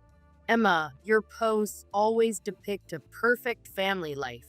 However, don't forget the truth that my father, a small company owner, abandoned my mother after 25 years to start a life with you. My mother was coerced into agreeing to a divorce under unfavorable conditions. Moreover, the fact that there was already a child between you two was hidden, and he sold the house we had lived in for many years to build a new one with the money. This comment quickly spread among other users and became a major topic of discussion. Many followers reacted to the post, and the debate over Emma and David's actions intensified. The media also picked up on the story, exposing David's personal life and his treatment of his family. So this was the good thing, Olivia mentioned. After Olivia's post, Emma's social media unexpectedly blew up, and she received a barrage of critical comments. Later, the lawyer reported that after lengthy discussions with David's representative, a final agreement on the alimony claim had been reached. The alimony was settled for significantly more than the amount initially proposed by David's side. This increase was considered in light of David's infidelity and the mental impact his actions had on me and our children. Regarding the division of property, it reflected the years I contributed to our home, resulting in an appropriate share of the shared assets being allocated to me, specifically more than half of the proceeds from the house sale and a portion of David's investment assets. I'm truly grateful for the lawyer who worked diligently on my behalf. When I told Tom and Olivia about it, they seemed relieved. That's great. Now we can move on. Mom, I'm excited about your new start. It seems I can finally move forward. Meanwhile, after Olivia's post, Emma's social media unexpectedly went viral, flooded with critical comments. What used to be a mix of support and criticism turned into anger and condemnation, making her a target of criticism. Emma was staring at her smartphone screen in her living room. With each scroll, new critical comments were added. Look. Hypocrite, homewrecker. How can they deny our happiness so much? I haven't done anything wrong. This is all Olivia's fault. Emma still believed she was not at fault. Olivia ruined our lives. David vented to a friend over the phone. Afterward, the new business projects that David and Emma had planned was jeopardized due to the scandal. Due to their lack of credibility as individuals, sponsors began withdrawing their support, one after another. Emma and David had set up a new office together, but it was now devoid of activity and deserted. Emma had quit her previous job and put everything into this new project, but she was now facing the reality that her decision had backfired. What should we do now? We have to figure something out. But the future looks grim. We've lost sponsors and credibility, and we might have to look for new jobs. My happy married life is falling apart. Afterward, David and Emma's new business project gradually lost support due to the scandal and eventually went bankrupt due to a lack of funds. The company and office were closed, and the once busy environment was now quiet. While cleaning up the bankrupt office, David sighed. Everything is over. There's nothing we can do. What are we going to do now? We've lost our jobs and have nowhere to go. I don't know either. We have nowhere to turn. Although they tried contacting several companies, the scandal resulted in them being turned away everywhere. However, Emma continued to be dependent on social media. Why has this happened? Emma muttered while updating her social media profile. The Emma in the photos on the screen was smiling happily, but in reality, she had dark circles under her eyes and looked gaunt. Look, another new comment has come in. There are still people who support me. What does that change? Reality won't change. David coldly replied. As time passed, a clear rift developed between them. Unable to accept reality, Emma continued to escape into the world of social media. At least on social media, someone needs me. One night, David spoke, deeply troubled. Emma, this is impossible. The happy world you've created on social media is different from reality. We're no longer wealthy like before. We have to find a way to survive. But we still love each other, don't we? What's impossible? Emma replied in surprise. No, I don't feel anything anymore. I've decided to escape this fake life with you. I can't even pay the mortgage on this house anymore. I've decided to sell it, so please move out soon. That night, David packed a small bag and left, placing a completed divorce form behind. In the end, David and Emma's marriage lasted less than 6 months. Emma, unable to sustain herself, went back to her parents' home. However, living there like a person with no job or duties, she was soon kicked out, and her parents took over raising her kid. Emma is now working at a supermarket. Meanwhile, David started working at a local factory during the day, living far from the wealthy life he once had, now in a shabby apartment. As for me, after the divorce, I decided to start working again. Having supported my family for many years as a stay-at-home mom, cooking was one thing I excelled at, because it had always been my way of expressing love. Tom and Olivia often come over to eat. Mom, your cooking is really delicious. Why don't you post it on social media? Do you think I can do it? Sure, I'll help you. Thus, I decided to capitalize on my strengths and find a new sense of self through cooking. Cooking was always for the family, but now I hope to bring joy to more people. I thought as I experimented with new recipes in the kitchen. I took a photo of the finished dish with my smartphone and decided to upload it to social media. It was a photo of cream pasta, which I am particularly good at making, accompanied by a description stating 53 years old, living alone, and a veteran housewife skilled in cooking. I captioned the photo, "Today's lunch is homemade cream pasta. Simple, but I'm confident in the taste," and uploaded it. Looks delicious. Please share the recipe. The post quickly received reactions from followers, and comments poured in. Gradually, my follower count continued to increase, and I started a cooking blog. In the blog, I detailed the recipes of the dishes I made daily and the thoughts I put into my cooking. I also shared amusing stories about my experiences, including being 53 and divorced. The blog wasn't just about the visual appeal of the dishes, but themed around cooking with heart, which resonated with many. One day, I received a proposal to start a cooking class. I want to learn directly from you, Mary. A fan's voice initiated it. For my first class, I rented a local community center and decided to teach a simple menu. On the day of the cooking class, I greeted the participants with a nervous yet expectant expression. "Hello, everyone. Let's enjoy cooking together today." I explained the cooking process carefully. I can't believe how easy it is to make delicious food. At the end of the cooking class, participants expressed their admiration, and I too felt the joy of discovering a new side of myself. I could feel that my love for cooking was effectively conveyed to the participants. That night, I posted about the day's class on social media.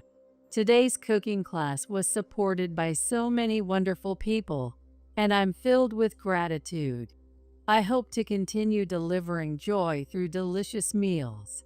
Just as I thought, the taste of your meals and your kind personality are truly special. I can't believe I'm capable of this. My days are so fulfilling now. Thank you. I'm having so much fun. This new challenge will prove its significance in my life in the days to come. After I lost my husband soon after our wedding, I raised Rick by myself. One day, Rick introduced me to his fiancée, Molly. In front of Rick, she acts sweet, but when we're alone, she looks down on me and does whatever she wants. Despite my worries about letting Rick marry her, we reached the day where both families would meet. When we met Molly and her parents in a private room at the restaurant, for some reason, they smirked at me. Even after waiting a while, my appetizers still hadn't arrived.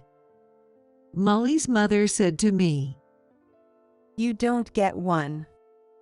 "What?" Poor people can't appreciate the taste of a nice steak." Exactly. If we let someone with just a high school diploma eat here, it'll ruin the place's reputation. Molly and her parents grinned with a crude smile. Now, let's eat, Rick. Time to feast with your new family. Rick sighed and said, "Mom, let's go home." "Yay." Seeing Rick's sad expression, I clenched my fists on my lap. I would never forgive them. If they thought I'd stay quiet forever, they were gravely mistaken. I'm Susan, a 50-year-old housewife. I'd been raising my son Rick by myself. After my husband suddenly passed away from illness in the 4th year of our marriage. My parents are still alive, but they live in a rural area and are currently living with my younger brother's family, so I can easily rely on them. After graduating high school, I worked a series of part-time jobs. At the time, my parents were worried about me, so I've avoided depending on them ever since. My husband's parents live nearby, but they're elderly, so it's tough to lean on them. I paid off the mortgage with my husband's life insurance, but I also needed to save for Rick's education and my retirement. To support our 2-person household, I threw myself into my work. Seeing me work so hard, Rick grew up to be an honest and kind kid. He eventually got a job and brought his fiancée home. But my joy over this sweet girl was short-lived. His fiancée and her parents were quite the characters. She's beautiful, capable, and a wonderful person, kind and reliable too. We work on the same team at the office, and she's helped me a lot. I want to introduce my fiancée to you, Rick said, blushing at my question. What kind of person is she? With such high praise, my expectations soared. When we finally met, she turned out to be the sweet, demure girl Rick would like. Pleased to meet you. I'm Molly Kennedy. She said gracefully, bowing her head. Her pink floral dress suited her translucent voice and fair skin. She brought a fruit cake from an upscale pastry shop as a gift. Oh, I also made one. Looks like we picked the same thing. When I offered Molly some banana cake and tea on the living room sofa, she raised an eyebrow slightly. It's fine. I love it. Rick said with a smile, urging Molly next to him. Mom makes great cake. Susan, are you good at cooking? I only do baked cakes. I corrected her with a laugh. It's refreshing to bake between work. It's fun. Molly squinted. After sharing stories about how they met at work, Molly looked around the room and brightly remarked, Still, Rick's house is so compact. It's small, right? And the yard isn't big either. Rick said with a carefree laugh. Mom, Molly's family home is a 6-bedroom mansion with a 700 square meters lot and parking for 5 cars. The yard is like a park, spacious and beautiful. Wow, that's impressive. I responded with an exclamation. But if I'm living alone, this size is just right for me. True, it's a hassle hiring housekeeper. I had a question for her. Is your father the president of the Kennedy Group, a restaurant chain? Molly's expression brightened. Yes, my mother's father was the original president, and my dad took over after him. You know a lot. I used to work there part-time years ago. Oh, I see.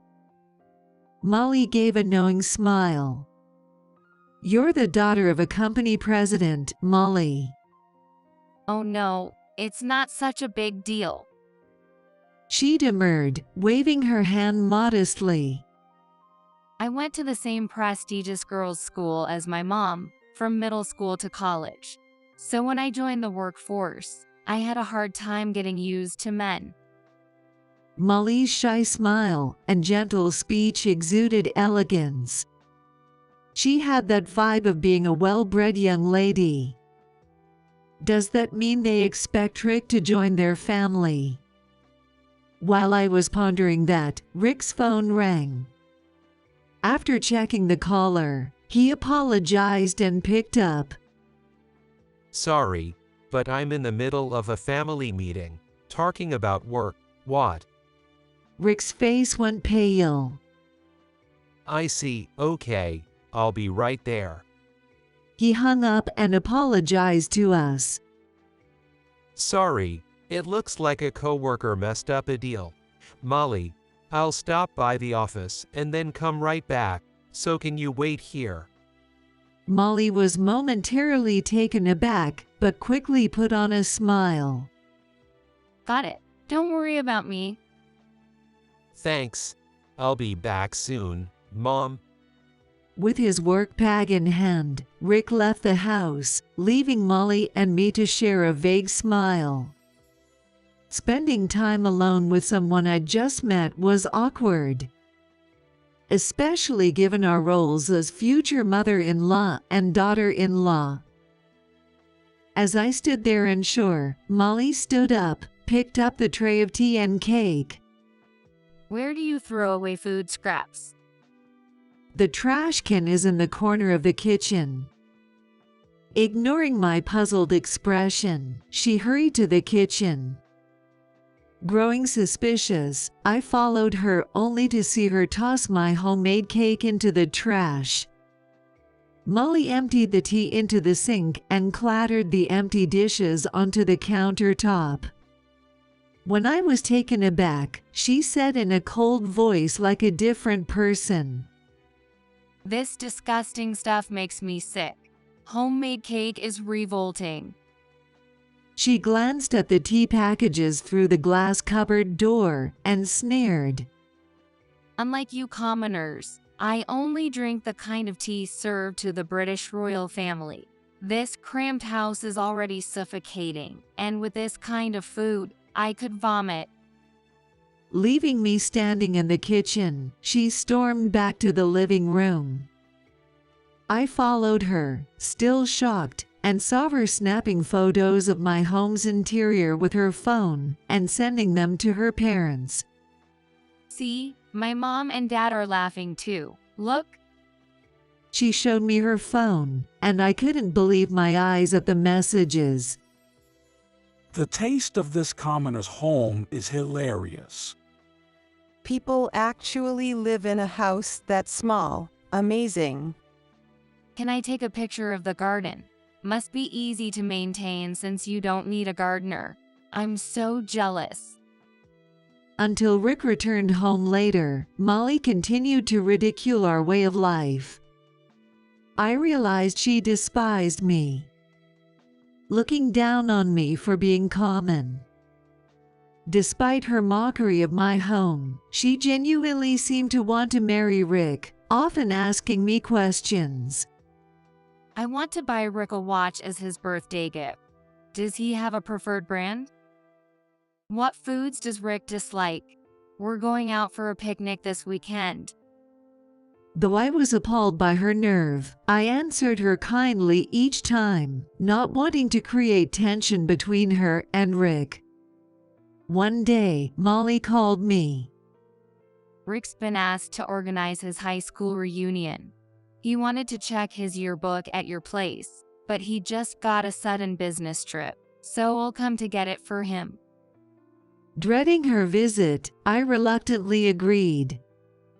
To avoid any complaints, I prepared premium tea and cookies from a traditional brand, but to my surprise, Molly brought her mother along. Nice to meet you. I'm Karen, Molly's mother. With her permed long hair and strong perfume, Karen was heavily made up and looked much younger than her age. Molly, why did you bring your mother? I asked curiously. Mom wanted to see a small commoner's house. Sorry for dropping by like this. Karen said with a grin. Your house has 4 bedrooms, right? All my friends live in luxury high-rise apartment and upscale neighborhoods. When Molly told me about your place, I got curious and wanted to see it with my own eyes. I was speechless at their rude remarks, while Molly listened with a smile beside her mom. What do these two think other people's homes are for? That pissed me off, but I can't be bothered to refuse them. I reluctantly invited them in. Sure enough, Molly and Karen rummaged through the house, barely focusing on their original purpose. Without my permission, they opened the bathroom, toilet, and hallway closets, gasping with amazement. Oh my, this bath doesn't even have a jacuzzi, and it's so tiny, you can't possibly relax in here. It's okay for me. I forced a smile despite my twitching cheeks. This garden is smaller than our entrance hall. Is there any point to it?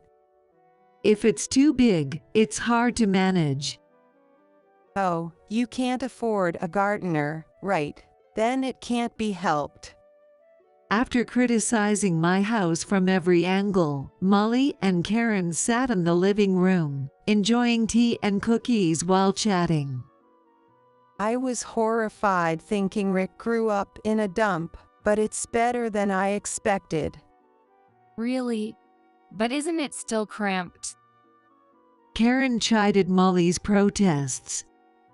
Well, but calling it a kennel is too harsh. Our Carlos room is 20 square meters. Oh, right. Barely containing my anger at their insults, I watched the two finish their tea and stand up, smiling at me. Thanks for letting us see something unusual. We had fun. It was a good way to kill some time, wasn't it, Mom? I could never live here, but coming by sometimes would be all right. I'd never want to live with a daughter-in-law like you either. Swallowing my words, I mustered a fake smile. I'm glad you liked it. Don't forget Rick's yearbook. I got it right here. Molly held up the yearbook she took from Rick's shelf and left with Karen. After they left, I sank into the sofa, exhausted. The fatigue washed over me all at once. Rick's simple nature probably meant he was completely fooled by Molly's sweet act. Is he really going to be all right marrying her? Worry flooded my mind, but thinking of how hurt Rick would be if he discovered her true nature, I hesitated to speak up and time passed by. One day, Rick contacted me. We want to have the families meet at the end of the month. Does that work for you, Mom? I'm free on weekends, so whenever is fine. Feeling curious, I asked. You've already met Molly's mother, right? Yeah, she's bright and pleasant. I see. It seemed they were both putting on an act around Rick. After hanging up, Rick sent the date and name of the upscale restaurant, along with a photo. I booked a salon appointment and decided to wear a new suit. But as the day approached, my anxiety grew. Is it really okay to let my precious son marry someone like her? Her mother belittled me too. And her father is likely similar. To ease my concerns, I devised a plan. On the day of the family meeting, Rick and I arrived at the restaurant. Molly was waiting at the entrance with her parents. At first glance, Molly seemed like a refined young lady. Karen, with her perfect makeup, also radiated an air of elegance. Her father I was meeting for the first time, Michael, was a tall man with handsome features. As he greeted Rick and me with a smile, I couldn't help but feel that he, too, looked down on me inside. Led by the waitress, we moved to a private room, suitable for a pre-marriage meeting. Full of ambience and overlooking a garden in the backyard. The meeting started off pleasantly under Michael's lead, but I soon felt uncomfortable. As Rick began introducing us, Molly, Michael, and Karen continuously interrupted him. My mother lost my father after 4 years of marriage and raised me on her own.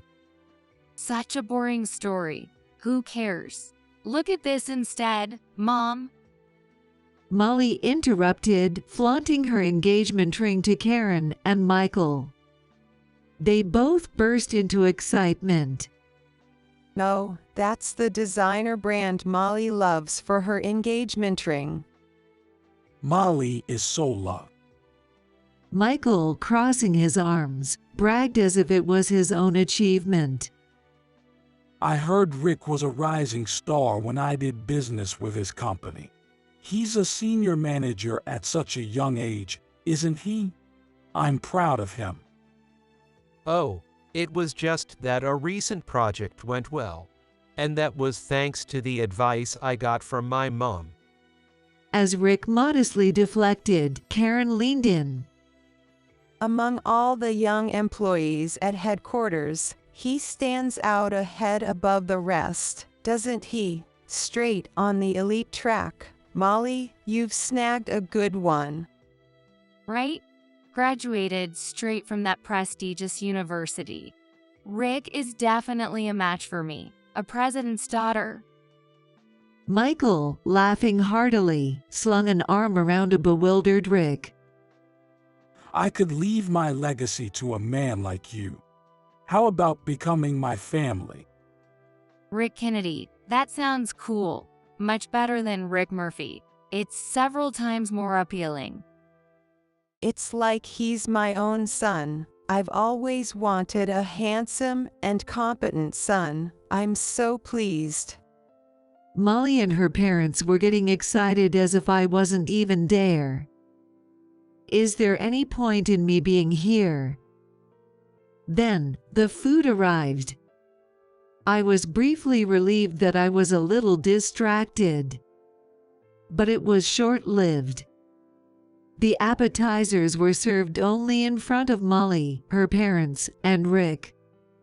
Then, as the courses continued, including the main course of steak, the space in front of me remained conspicuously empty. Well, is my meal coming? I asked the waitress, who awkwardly avoided eye contact and quickly retreated. When I looked puzzled, Karen declared, You don't have a serving. What? We only ordered for 4. A poor person like you wouldn't appreciate the taste of an expensive steak. She said it with a composed face. That's right. If we let someone with just a high school education eat here, it would lower the restaurant's standards. Molly and Michael shook with laughter. Come on, Rick, let's eat.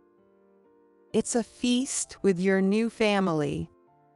Rick, his face tense, sighed deeply and said, Mom, let's go home. Yay. Oh no, Rick, you can't do that. You're the main event here. Karen protested, trying to stop him as he stood up. The only one who should leave is the high school grad over there. That's right. She'll ruin the taste of the food. I clenched my fists in my lap. I couldn't stand it any longer. This time has come, and I'll throw out all the facts I have here. They were wrong if they thought I would always stay quiet. I looked at Rick, pleading with my eyes. He nodded silently. Secretly, I gripped the voice recorder I had pulled from my bag. On our way to the restaurant, I had confided to Rick in the car about everything Molly and Karen had done to me. Karen looked relieved when Rick sat down again. Rick, you're not leaving. That's good. After all, you're going to be my son. Mom, don't cling to him too much. Rick is going to be my husband. Molly complained as Karen tried to hug Rick. It's okay, Molly. Karen has other favorites anyway. I said, managing a smile, which made Karen visibly stiffen. What are you talking about? Oh, you know what I mean, don't you? I placed the voice recorder on the table and pressed play in front of them. Suddenly, loud music inappropriate for the upscale restaurant started playing, accompanied by cheers. Luke, don't look at other women. Hey, you, don't make eyes at Luke, he's mine. Indeed, this was an audio I had obtained from a male host bar. I continued to play the audio next to Karen, who went pale. Karen, you've had a bit too much to drink, haven't you? And about the bill, are you sure? It's the 4th champagne tower this month, isn't it? I'm happy, but... It's fine, I'll have my nephew pick me up. Her slurred response continued. He's the head of accounting, so he'll cover this month's payment under entertainment expenses. It's good to have at least one obedient employee.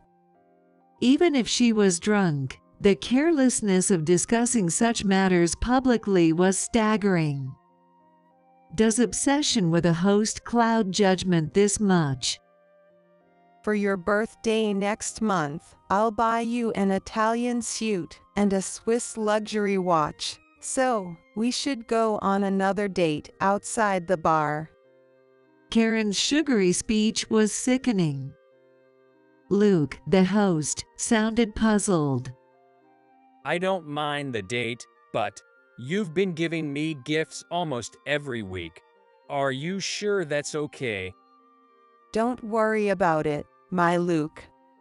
Her childish tone persisted. I'm the vice president of Kennedy Group. I can spend as much money as I want. I got that company from my father. Michael's cheeks twitched visibly. His polite smile had vanished, replaced by a look of anger. The president is my husband, but he joined my family when we got married. That means the company's money is essentially mine. No one can complain. That's so. Oh, your nephew is here. Relief was evident in Luke's voice. I'm sorry for always causing trouble. Auntie Karen, we should go now. I turned off the voice recorder at this point.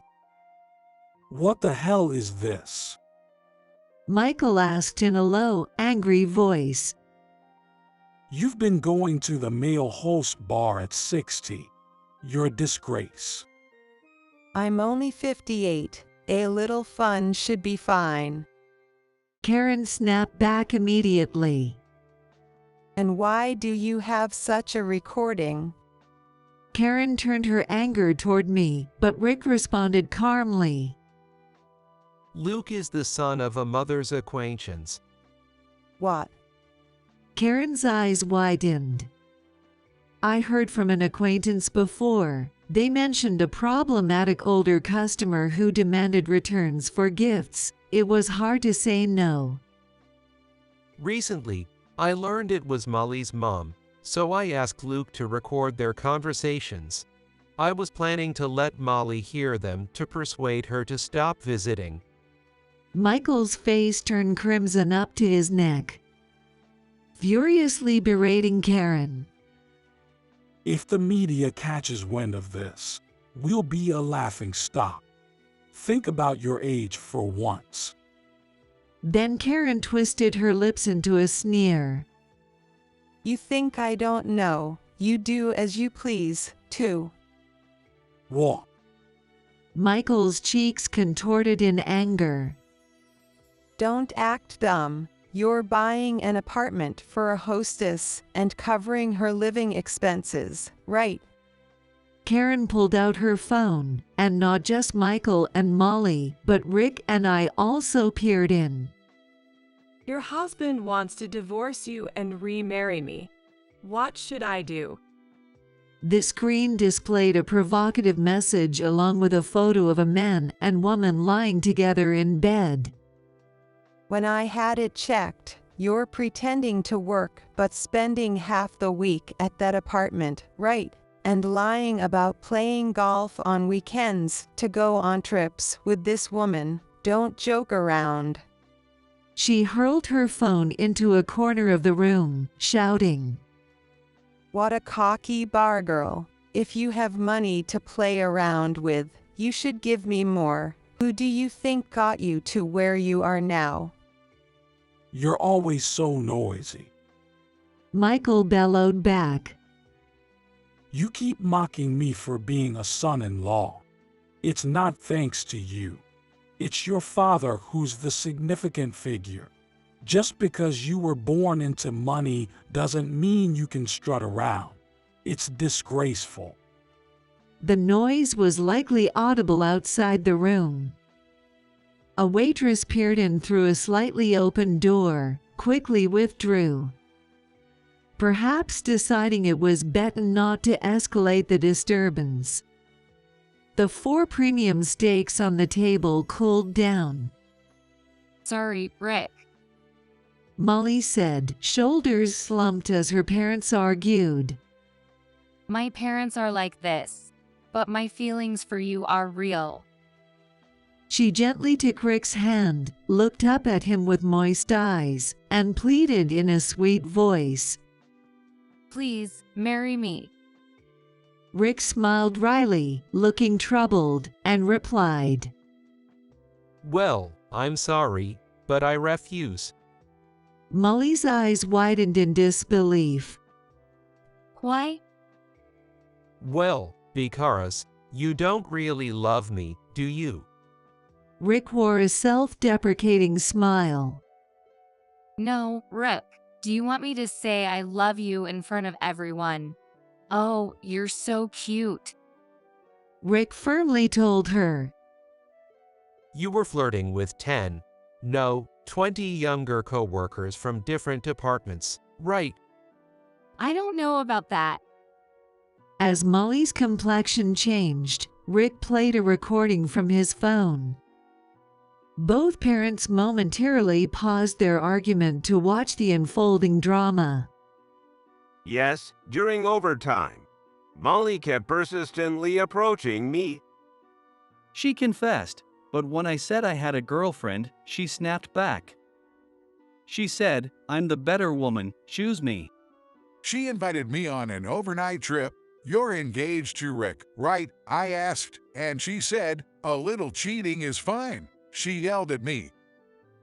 When I mentioned alternating baby care shifts with my wife, she suggested an affair as a change of pace. I don't understand. As testimony after testimony emerged, Molly froze. I told them to keep quiet. They went and consulted Rick anyway. After a moment of silence, Molly muttered resentfully. Just the other day, I heard from a supervisor that co-workers were struggling to talk to me about it. That's why I spoke to them personally and decided to confront you with the recordings. Rick continued in a calm tone, providing clarity amidst the chaos. Molly, when I first joined a company, you seemed indifferent to me. But a year ago, you invited me to dinner, and since then, you've been coming on strong. I was glad, but something felt off. That's because I suddenly fell in love with you. That's how love works, right? You were interested in my title, weren't you? He said, smiling sadly. Even after hearing the testimony, part of me wanted to believe in you, Molly. But today, after seeing how you treated my mom, my feelings are completely gone. Seeing Molly panic, her parents lamented loudly. You're hopeless. Rick Murphy is a promising candidate, and marrying him would benefit our company. We told you to win him over. But Rick is too serious. So boring. Molly pouted. I'm cute, so I can have a little fun, right? Then go to a host bar. The people at work would find out immediately. Their off-track conversation made me press my temples. The whole family is just awful. As Rick and I remained silent, Michael arrogantly asked, You're not saying you want to cancel the wedding, are you? Karen also looked at Rick with a serious expression and tried to convince him. If you marry Molly, not only will you inherit our group, but we plan to involve you in new overseas projects. You're highly regarded at headquarters, right? This is a done deal. Rick is smart enough not to ruin such a good match. Molly was desperately trying to get Rick's attention. I'm offering to entrust my father's important company to you, a complete stranger. Don't you see how honorable that is? Rick and I exchanged glances and shrugged. Your behavior so far doesn't show that you care about the company. What do you mean? Put your hand on your heart, or rather, this will make it clearer. I placed a voice recorder on the table and played the continuation of the conversation from the host bar that had been interrupted. Auntie Karen, let's stop coming here for a while. No, I don't want Luke to be taken by another woman. You can't. The director is getting suspicious. In a weak voice, the chief accountant spoke. If it's discovered that you're embezzling company funds, you'll be dismissed as vice president. I'll lose my job for letting it slide, too. Don't worry, all of our board members are idiots. They won't notice. Did you embezzle company funds? Michael glared at Karen with an intense expression. Even she was now pale. Molly looked at her mom in disbelief. Karen opened and closed her mouth several times before glaring at me, shouting angrily. This conversation was in the car on the way back, right? How did you get this? The chief accountant recorded it on his phone. When I revealed this, Karen blinked in shock. You knew my nephew. It wasn't the chief accountant but another executive I met through work. I clarified. A while back, he looked troubled, so I asked him what was wrong. He confided about the embezzlement issue he had learned from the chief accountant. Karen's eyes widened in shock. Did he reveal it himself? So his sudden resignation wasn't for health reasons. He couldn't bear the guilt any longer. Once the evidence is all lined up, you'll be ousted as vice president as well. I continued, watching as Karen gritted her teeth in frustration, while Michael and Molly looked on with sour expressions. Using company money for your escapades at the male host bar, you foolish woman. Mom, that's the worst. It will eventually be my company. Enough from both of you. Karen snapped back. If you had let me spend freely, I would have managed within my allowance. I'm not to blame here. It's your fault and the board's. Turning to glare at Molly, she accused. It's because Molly is so foolish that we even had to consider bringing in a son-in-law. If we left it up to her, she'd run the company into the ground in no time. That's awful, Mom. I see. I said, drawing their attention. Molly's involvement in the company wasn't to gain work experience but to snag a husband.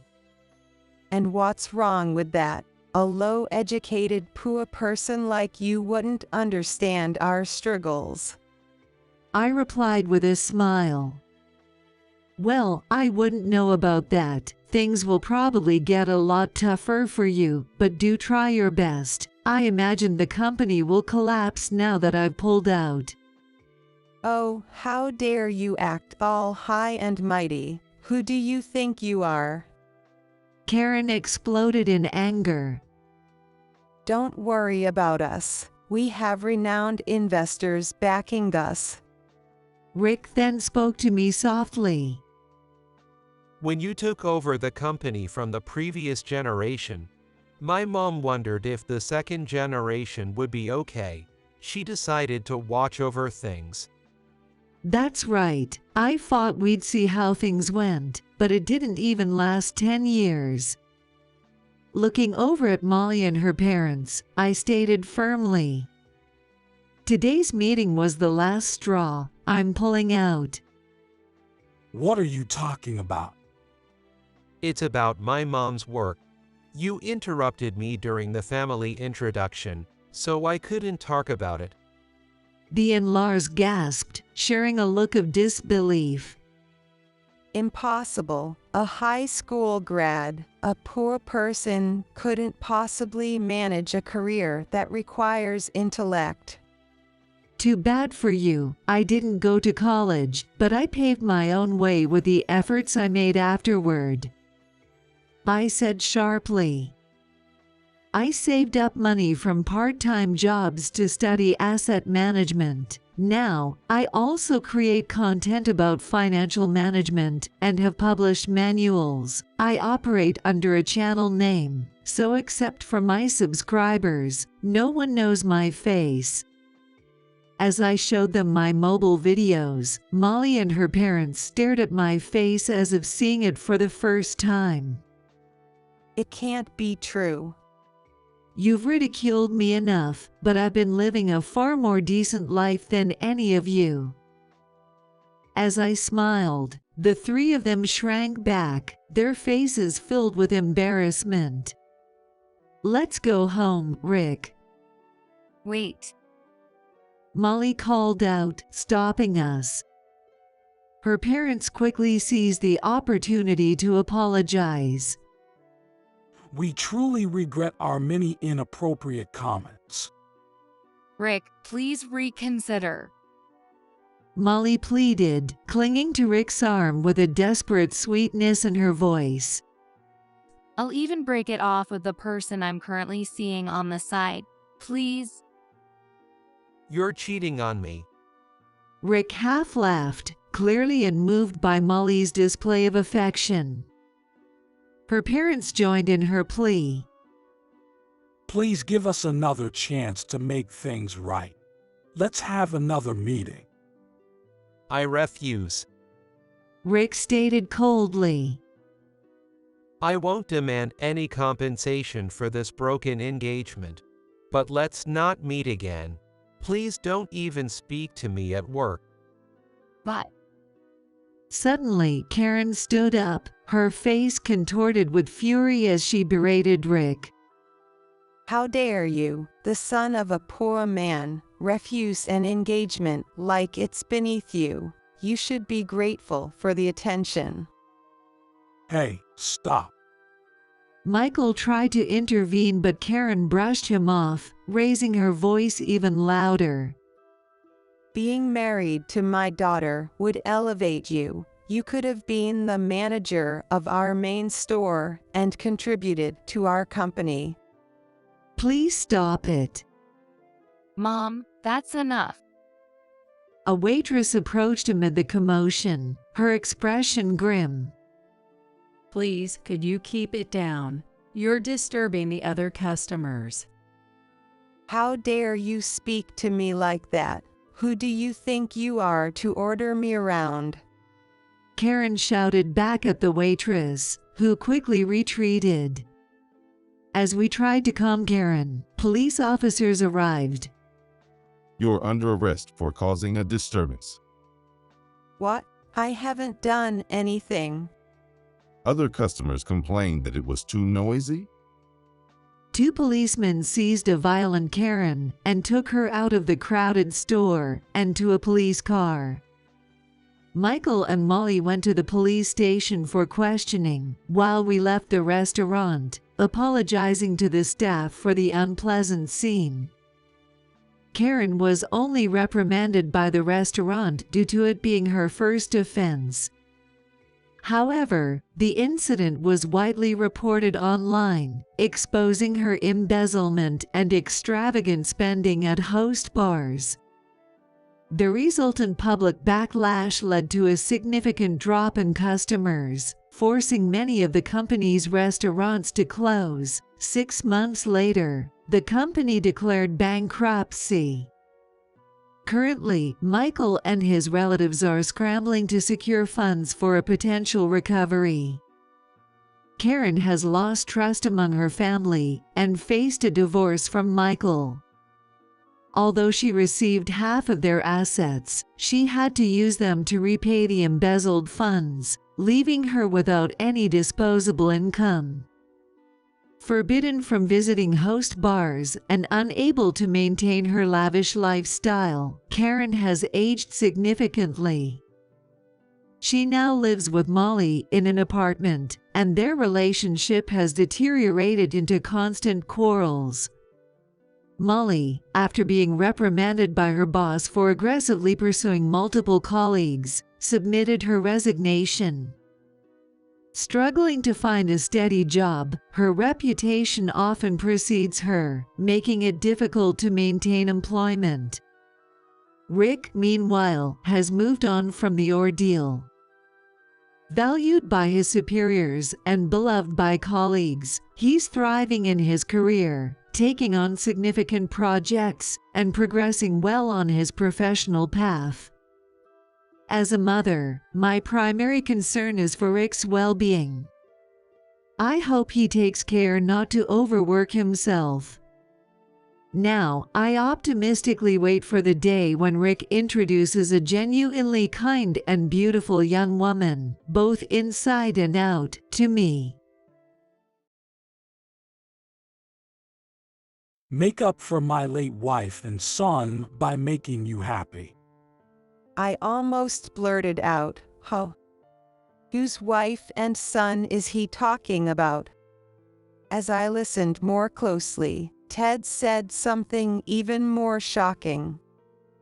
Since I've lost everything, you're the only one I have left. Marry me. I can't believe Ted is acting like my son and I are dead. To lie like that, and even propose to a young woman. Of course, I can't just stay quiet. When I looked at John, he nodded back at me. Then, we stood up and walked toward Ted. "Hello, we're the supposedly dead family." We've come back from the other side just for you, Dad. Ted's eyes widened in shock as we appeared. That's when John and I started our payback against Ted. "My name is Karen. I've been married for 24 years, and I'm a 48-year-old housewife. I grew up as an only child in a household with both parents being high school teachers. When I was little, my grandmother took care of me, but after she passed away during my middle school years, I spent a lot of time alone. Since my dad was the baseball coach and my mom was the volleyball coach, they were often not home during long vacations like summer break. Seeing my friends' families, where mothers were either housewives or part-timers and home in the evenings, made me feel envious. That's why I decided that when I got married and had kids, I would not work and stay home to take care of my family. I was originally shy and never had a boyfriend until I graduated from college. Perhaps out of concern for me, my mom introduced me to a young male colleague soon after I graduated. His name was Ted. He was tall and handsome. According to my mom, he was sociable and well-liked by his students. He seemed too good for someone quiet and plain like me. However, because he respected my mom as a senior teacher, he genuinely faced me. A year after we met, I married Ted. I told Ted that, having felt lonely as a child, I wanted to stay home and take care of my family after getting married. He agreed, saying that since both of his parents worked, he had felt the same way and wanted me to stay at home. Ted shared my values. I believed that with him, I could build a happy family, or so I thought. Ted, with his sociable personality, valued his relationships with colleagues and former students. While that was good, it meant he often neglected family matters. We barely conversed, and when he did talk to me, it was usually to ask me to do something. Karen, you became a housewife to take care of the household. So I'm grateful I can rely on you for anything. Ted always flattered me like that and left everything to me, even things he could do himself. But hearing that made me feel needed, and I couldn't help but take it positively. In such situations, one might say, "I'm not your housemaid," in anger. Furthermore, ever since we got married, Ted was never home on weekend nights. He always went out drinking with colleagues or former students who had become working adults. I had heard from my parents that many teachers used to drink to relieve stress. However, my parents were different. My mom didn't drink, and my dad rarely went out drinking to be considerate of her. So, seeing Ted's lifestyle, I realized that some teachers really did enjoy going out drinking. Still, as long as it didn't affect our living expenses, I didn't say anything at first. But as Ted didn't reduce his drinking outings, even after our child was born, my frustration grew. Ted, I understand that socializing is important, but can't you turn down invitations sometimes? Having endured it without saying anything, I couldn't help but ask. Ted replied with a slightly perplexed expression. Huh? Why are you asking that now? You've never said anything before. Well, I know teachers have a lot of social obligations, but I want you to value the time at home for John's sake too. I said it for the sake of my son, John, but Ted furrowed his brows, seemingly annoyed. Listen, Karen, both your parents are teachers, right? So, even if there's a problem, you have someone close to consult. But I don't have that, so I have no choice but to go out drinking with other teachers. Ted insisted on his position as a teacher. Hearing that made me feel sad, thinking that since I wasn't working, I couldn't be of any help to Ted. Regardless of my feelings, it's lonely for our son, John, to have his father absent every weekend night. I just wanted Ted to properly face John. But Ted didn't seem to understand my feelings. Even though I felt that way, I couldn't say anything back. Despite my frustration, there was nothing I could do, and a gap slowly formed between us.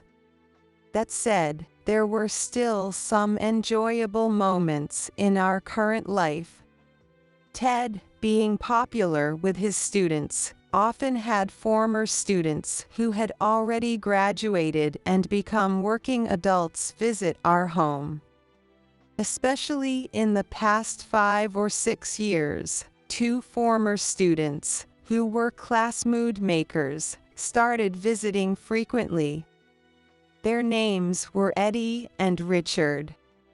They had graduated from college and entered the workforce, but still visited us during their breaks.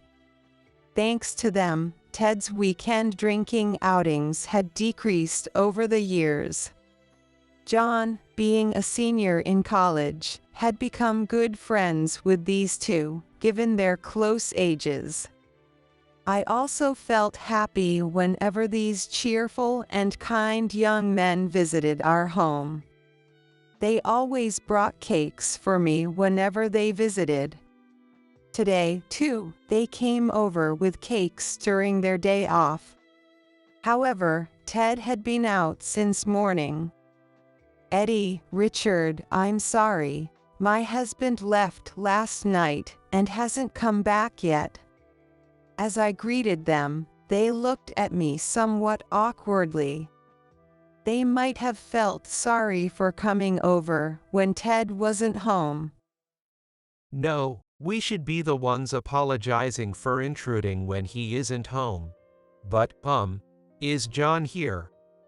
Oh, John, yes, he's here.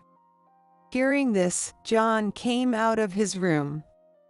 Or rather, it seemed he had been waiting for them, as he was already dressed to go out. Mom, I'm going out with Eddie and Richard for a bit. John left the house with them, still looking somewhat troubled. It seemed they had something to talk about that they didn't want me to hear. Well, as a boy of his age, he might have concerns he can't share with his mother. Despite my worries, I silently saw the three of them off. Then, as I passed by John's room, I noticed his phone ringing. It's unusual for John to forget his phone. I entered John's room and reached for his phone. At that moment, I accidentally touched the unlocked screen and gasped. It was a message from Eddie. An image had been sent, showing Ted with his arm around a young woman, entering a hotel. The message read, I don't want to believe it, but the woman with your dad looks like a waitress. I followed them from the club. John's reply was, I won't tell Mom. It would devastate her. That's why Eddie and Richard had come to see John. Or perhaps, if Ted had been home, they might have confronted him. In any case, my mind was in chaos. I couldn't believe Ted was having an affair. I wanted to confront him directly, but I held back. I didn't want to burden John, who was in the middle of job hunting, with our marital issues. So, I decided to pretend I hadn't seen the message for now. A while later, John came back, still looking troubled. I greeted him, trying to maintain my composure. Just then, Ted returned home. Ted looked at us curiously. What's up with you two, just standing there? The atmosphere was awkward. John was probably trying to hide the truth from me. For a while, John and I continued to act normally around Ted as if nothing had happened. Months passed, and it was almost Christmas. We planned to celebrate both Christmas Eve and John's job offer as a family. However, I was still troubled by Ted's affair and couldn't bring myself to speak up. Then, Ted said something unexpected. I'm going to a Christmas party on the 24th, so I won't need dinner. Since the 24th was the last day of school, it made sense that there would be a party. But given the date, I wondered if he was lying. Even so, I couldn't confront him and simply replied, "Okay." Recently, conversations with Ted had dwindled, and I felt stifled every day. Seeing this, John tried to cheer me up. Mom, I got 2 dinner tickets for a hotel where Eddie's relative works. It's for the 24th. Let's go together. Really, you're inviting me? Don't you have anyone else to go with? A bit embarrassed by John's invitation, I asked. No. Eddie and Richard have plans that day. Plus, my school friends are spending it with their girlfriends. Since John was trying to make me feel better, I decided to accept his invitation. It's been years since John and I went out to eat together. Moreover, since it was a fancy hotel, I decided to dress up a bit. I was looking forward to it, not knowing that day would bring unexpected misfortune. Then, on the night of the 24th, John and I went to the hotel for dinner. The hotel was even more luxurious than I had imagined, and I was momentarily overwhelmed. Feeling nervous, I entered the restaurant on the top floor, and the waiter led us to our table. It felt more like a place for lovers proposing than a place for a parent and child to dine. Looking around, most of the patrons were young couples. Especially the couple seated by the window, with a woman in flashy makeup and fashion and, oh. Seeing the man across from the woman, I couldn't believe my eyes. I hadn't noticed at first since his back was to me, but it was Ted. Ted was dressed in a formal suit I'd never seen before. He must have bought or rented it for this occasion. I was frozen, unable to move.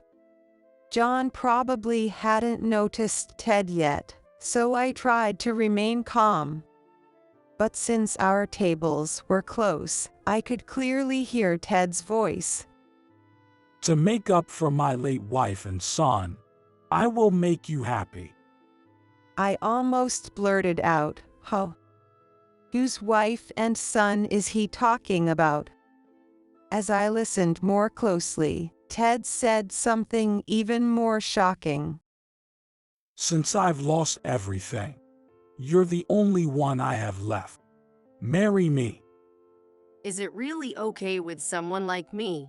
I'm so happy. Their table was by a large window offering a panoramic view of the city nightscape. In such a romantic setting, the proposal must have moved her deeply.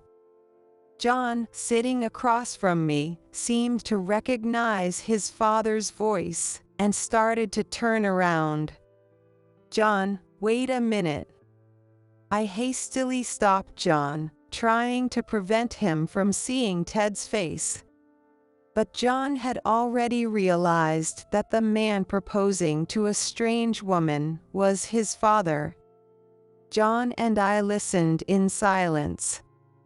Ted's proposal continued. You're amazing. After losing my wife and son, I lost the will to live. But thanks to you, my future looks bright. Really? You need me that much? Of course. Meeting you makes me want to thank my deceased family. Ted, speaking sweet words, pulled something out of his pocket. It looked like an engagement ring. The ring she was admiring looked much more expensive than the one I got. I can't forgive Ted for pretending my son and I are dead. To lie like that, and even propose to such a young woman. Of course, I can't stay silent. When I looked at John, he nodded. Then, we stood up and walked towards Ted. "Hello, We're the supposedly dead family. Hey, we came back from the other side just for you, Dad. Ted's eyes widened in shock at our sudden appearance. His bewildered mistress looked confused. Who are these people? That old lady and the guy who looks like a mama's boy. Are they friends of Ted? Who knows? I don't know them. It's probably some prank. Just ignore them. Ted tried to dismiss us, but sweat was dripping down his forehead. Thinking we were just a prank, the mistress glared at us. What do you want, lady? Stop ruining our happiness with your weird harassment. It's not harassment, you've been deceived. This man is Ted Omar, he's my husband. Oh, his name matches. But do you have any proof that he's your husband? If you keep making false accusations, I'll call the police. I have proof right here. John said, taking an envelope from his bag. Inside was his birth certificate. Amy, the mistress, snatched it and showed it to Ted. What? What is this? You said he lost your wife and child. Confronted by Ayu, Ted shrank back, unable to say anything.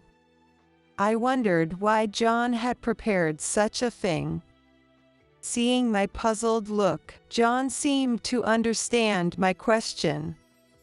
He looked at Ted and said, Dad, I've known about your affair with this woman for a while. I found out you'd be meeting her here today. What are you talking about? Ted, even now, tried to play dumb. He's such a shameless man. Damn it. John snorted at those words. You can't deny it any longer, Dad. I recorded your proposal on my phone. What are you talking about? You don't even have your phone on you. The lawyer over there is holding it for me.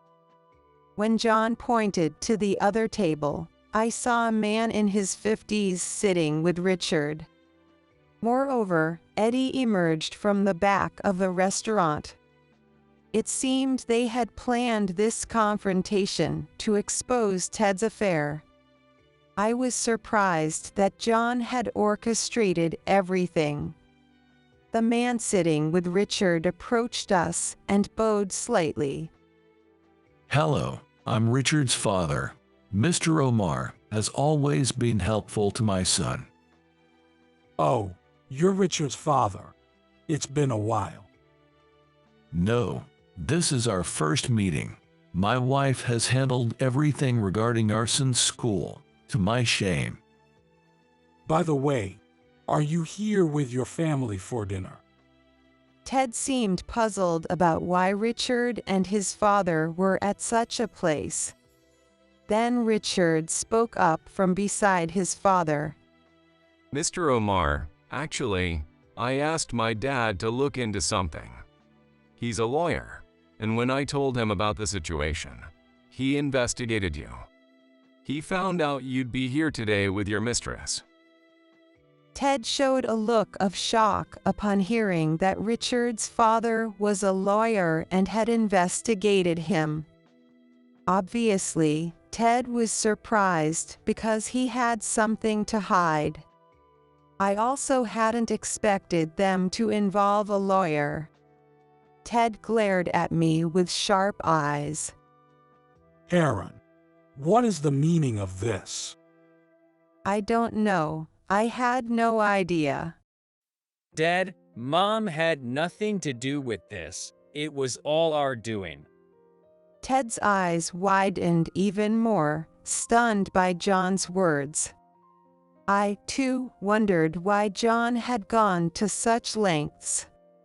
Then John explained the events, since Eddie sent him the line message with the photo of Ted's affair. John had been consulting with Eddie and Richard about what to do without letting me find out. However, they couldn't come up with a solution on their own, so Richard consulted his father. Richard's father took on the task of investigating Ted, even though it wasn't work-related. Moreover, the restaurant where Ted had arranged to meet his mistress was one where Eddie's relative worked. That's how John got the dinner tickets to stake out Ted. I was torn about bringing Mom, but I wanted to get to the bottom of this. I couldn't stand watching you and Dad pretending to be a happy couple. So that's why John invited me here. I had always thought of John as a child. I was surprised to see how much he cared about his parents and how much he had matured. As I was lost in these thoughts, Richard suddenly made a surprising statement to Ted. Mr. Omar, my dad found out that Amy, your mistress, is actually Emmy Henderson, who was in the same class as Eddie and me in our freshman year. What? Her name is supposed to be Amy Kerr. It's on her business card. That's her stage name. Mr. Omar, don't you remember? She's Emily Henderson, who dropped out in September of our freshman year. That's her, Emily Henderson. Confronted by Richard, Ted stared intently at Amy's face. Amy, are you really that Henderson? What are you talking about? Who's Henderson? I don't know anyone by that name. Amy denied it desperately, but she clearly looked flustered. Seeing her reaction, Richard showed a picture on his phone and said, My friend happened to go to the same middle school as Yamaguchi and showed me their yearbook. I took a photo of Emily Henderson from it. Look, the large mole under her left eye, just like yours. Richard pointed at Amy's face. Amy instinctively covered the area under her eye with her hand, but it was too late. Giving up, Amy smirked and said, Fine, you got me. Yes, I'm Emily Henderson, who was in Mr. Omar's class in freshman year. I couldn't stay in school because of him. The room fell silent at Amy's sudden change in demeanor. What was she planning by approaching Ted? While I pondered this, Ted asked Amy first. You couldn't stay in school because of me. What do you mean by that? You wouldn't remember. To you, I was just a shadow. Amy began recounting her story from back then. When she started school, she was isolated and couldn't fit in with the class. She struggled with her studies and wanted to talk to her homeroom teacher, Ted, but he never paid her any attention. Although Ted was popular among the students, he tended to favor the flashy ones. Conversely, he might have neglected the quieter, less noticeable students. Just like how he neglected me at home. Despite her being his affair partner, I felt a bit of empathy for Amy. Richard's father, who had been listening, gently patted Amy's shoulder.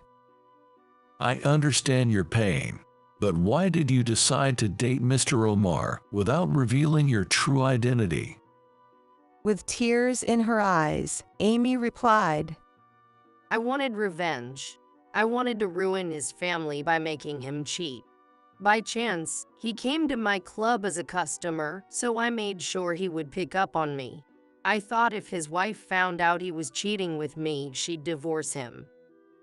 Though I felt some sympathy for Amy, her methods seemed excessive. No matter the reason, cheating is still cheating. Ted, who had been listening, suddenly glared at Amy with suspicion. You played with my feelings just for that. What about my feelings? Ted exclaimed, acting as if he were the victim. Unable to stand Ted's selfish attitude any longer, I finally spoke up. "Shut up. Stop acting like the victim. Cheating is cheating. I've known for a while." My sudden outburst took everyone by surprise. What's wrong, Karen? This isn't like you. I've been holding it in all this time. Ever since we got married, you've been gone every weekend for socializing. And now this affair, I can't forgive you anymore. I poured out all the feelings I had been holding back. I thought I might have gotten through to Ted, but he showed no signs of remorse. Well, it's because you never talked, and being at home was boring. So I ended up going out with colleagues or inviting former students for drinks. It's part of being a teacher. Just because you're a teacher doesn't mean you can neglect your family. Both my parents were high school teachers, and they valued their family. What you're saying is just an excuse. Well, if you were also a teacher, it might have been different. But being with a wife like you who isn't even a conversation partner was suffocating. So, Dad, stop it. This is pathetic. John's sharp words silenced Ted immediately.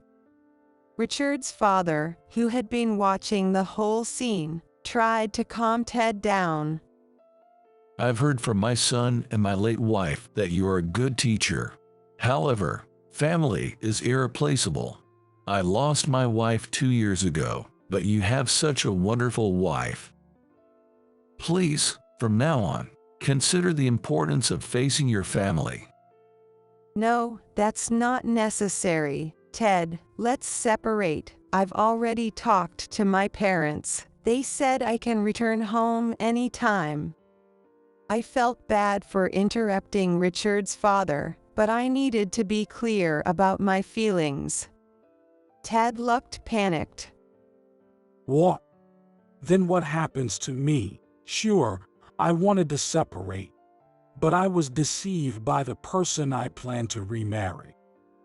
You talk about being deceived, but you lied about your wife and child being dead. As we argued, Richard's father intervened. This should go to court. Since your husband's infidelity is the cause, you can claim alimony. I will also take responsibility and pay alimony. Amy, who had been silent until now, also acknowledged the gravity of her actions. Ted, now surrounded with no way out, had nothing left to say. Eventually, we went to court, and the divorce was finalized. Of course, I was able to claim alimony from Ted. Amy, or rather Emily Henderson, also offered to pay alimony, but I decided to decline. Although I couldn't forgive her for the affair, she seemed genuinely remorseful. Additionally, since she lost her job because of this incident, which was partly Ted's fault, I decided to handle her case with leniency. Ted complained that it was unfair for him alone to pay alimony. Despite all his wrongdoings, Ted showed no remorse. In any case, with the divorce finalized, I no longer cared about Ted. Later, I heard from Richard and his father that Ted's affair with a former student and the resulting divorce became the talk of the school. The rumors quickly spread among parents, leading to a flood of complaints to the school. This ultimately caused Ted to lose the trust of students and parents, forcing him to resign voluntarily. Looking for another job was difficult for Ted due to the bad rumors. Most local high schools wouldn't accept him.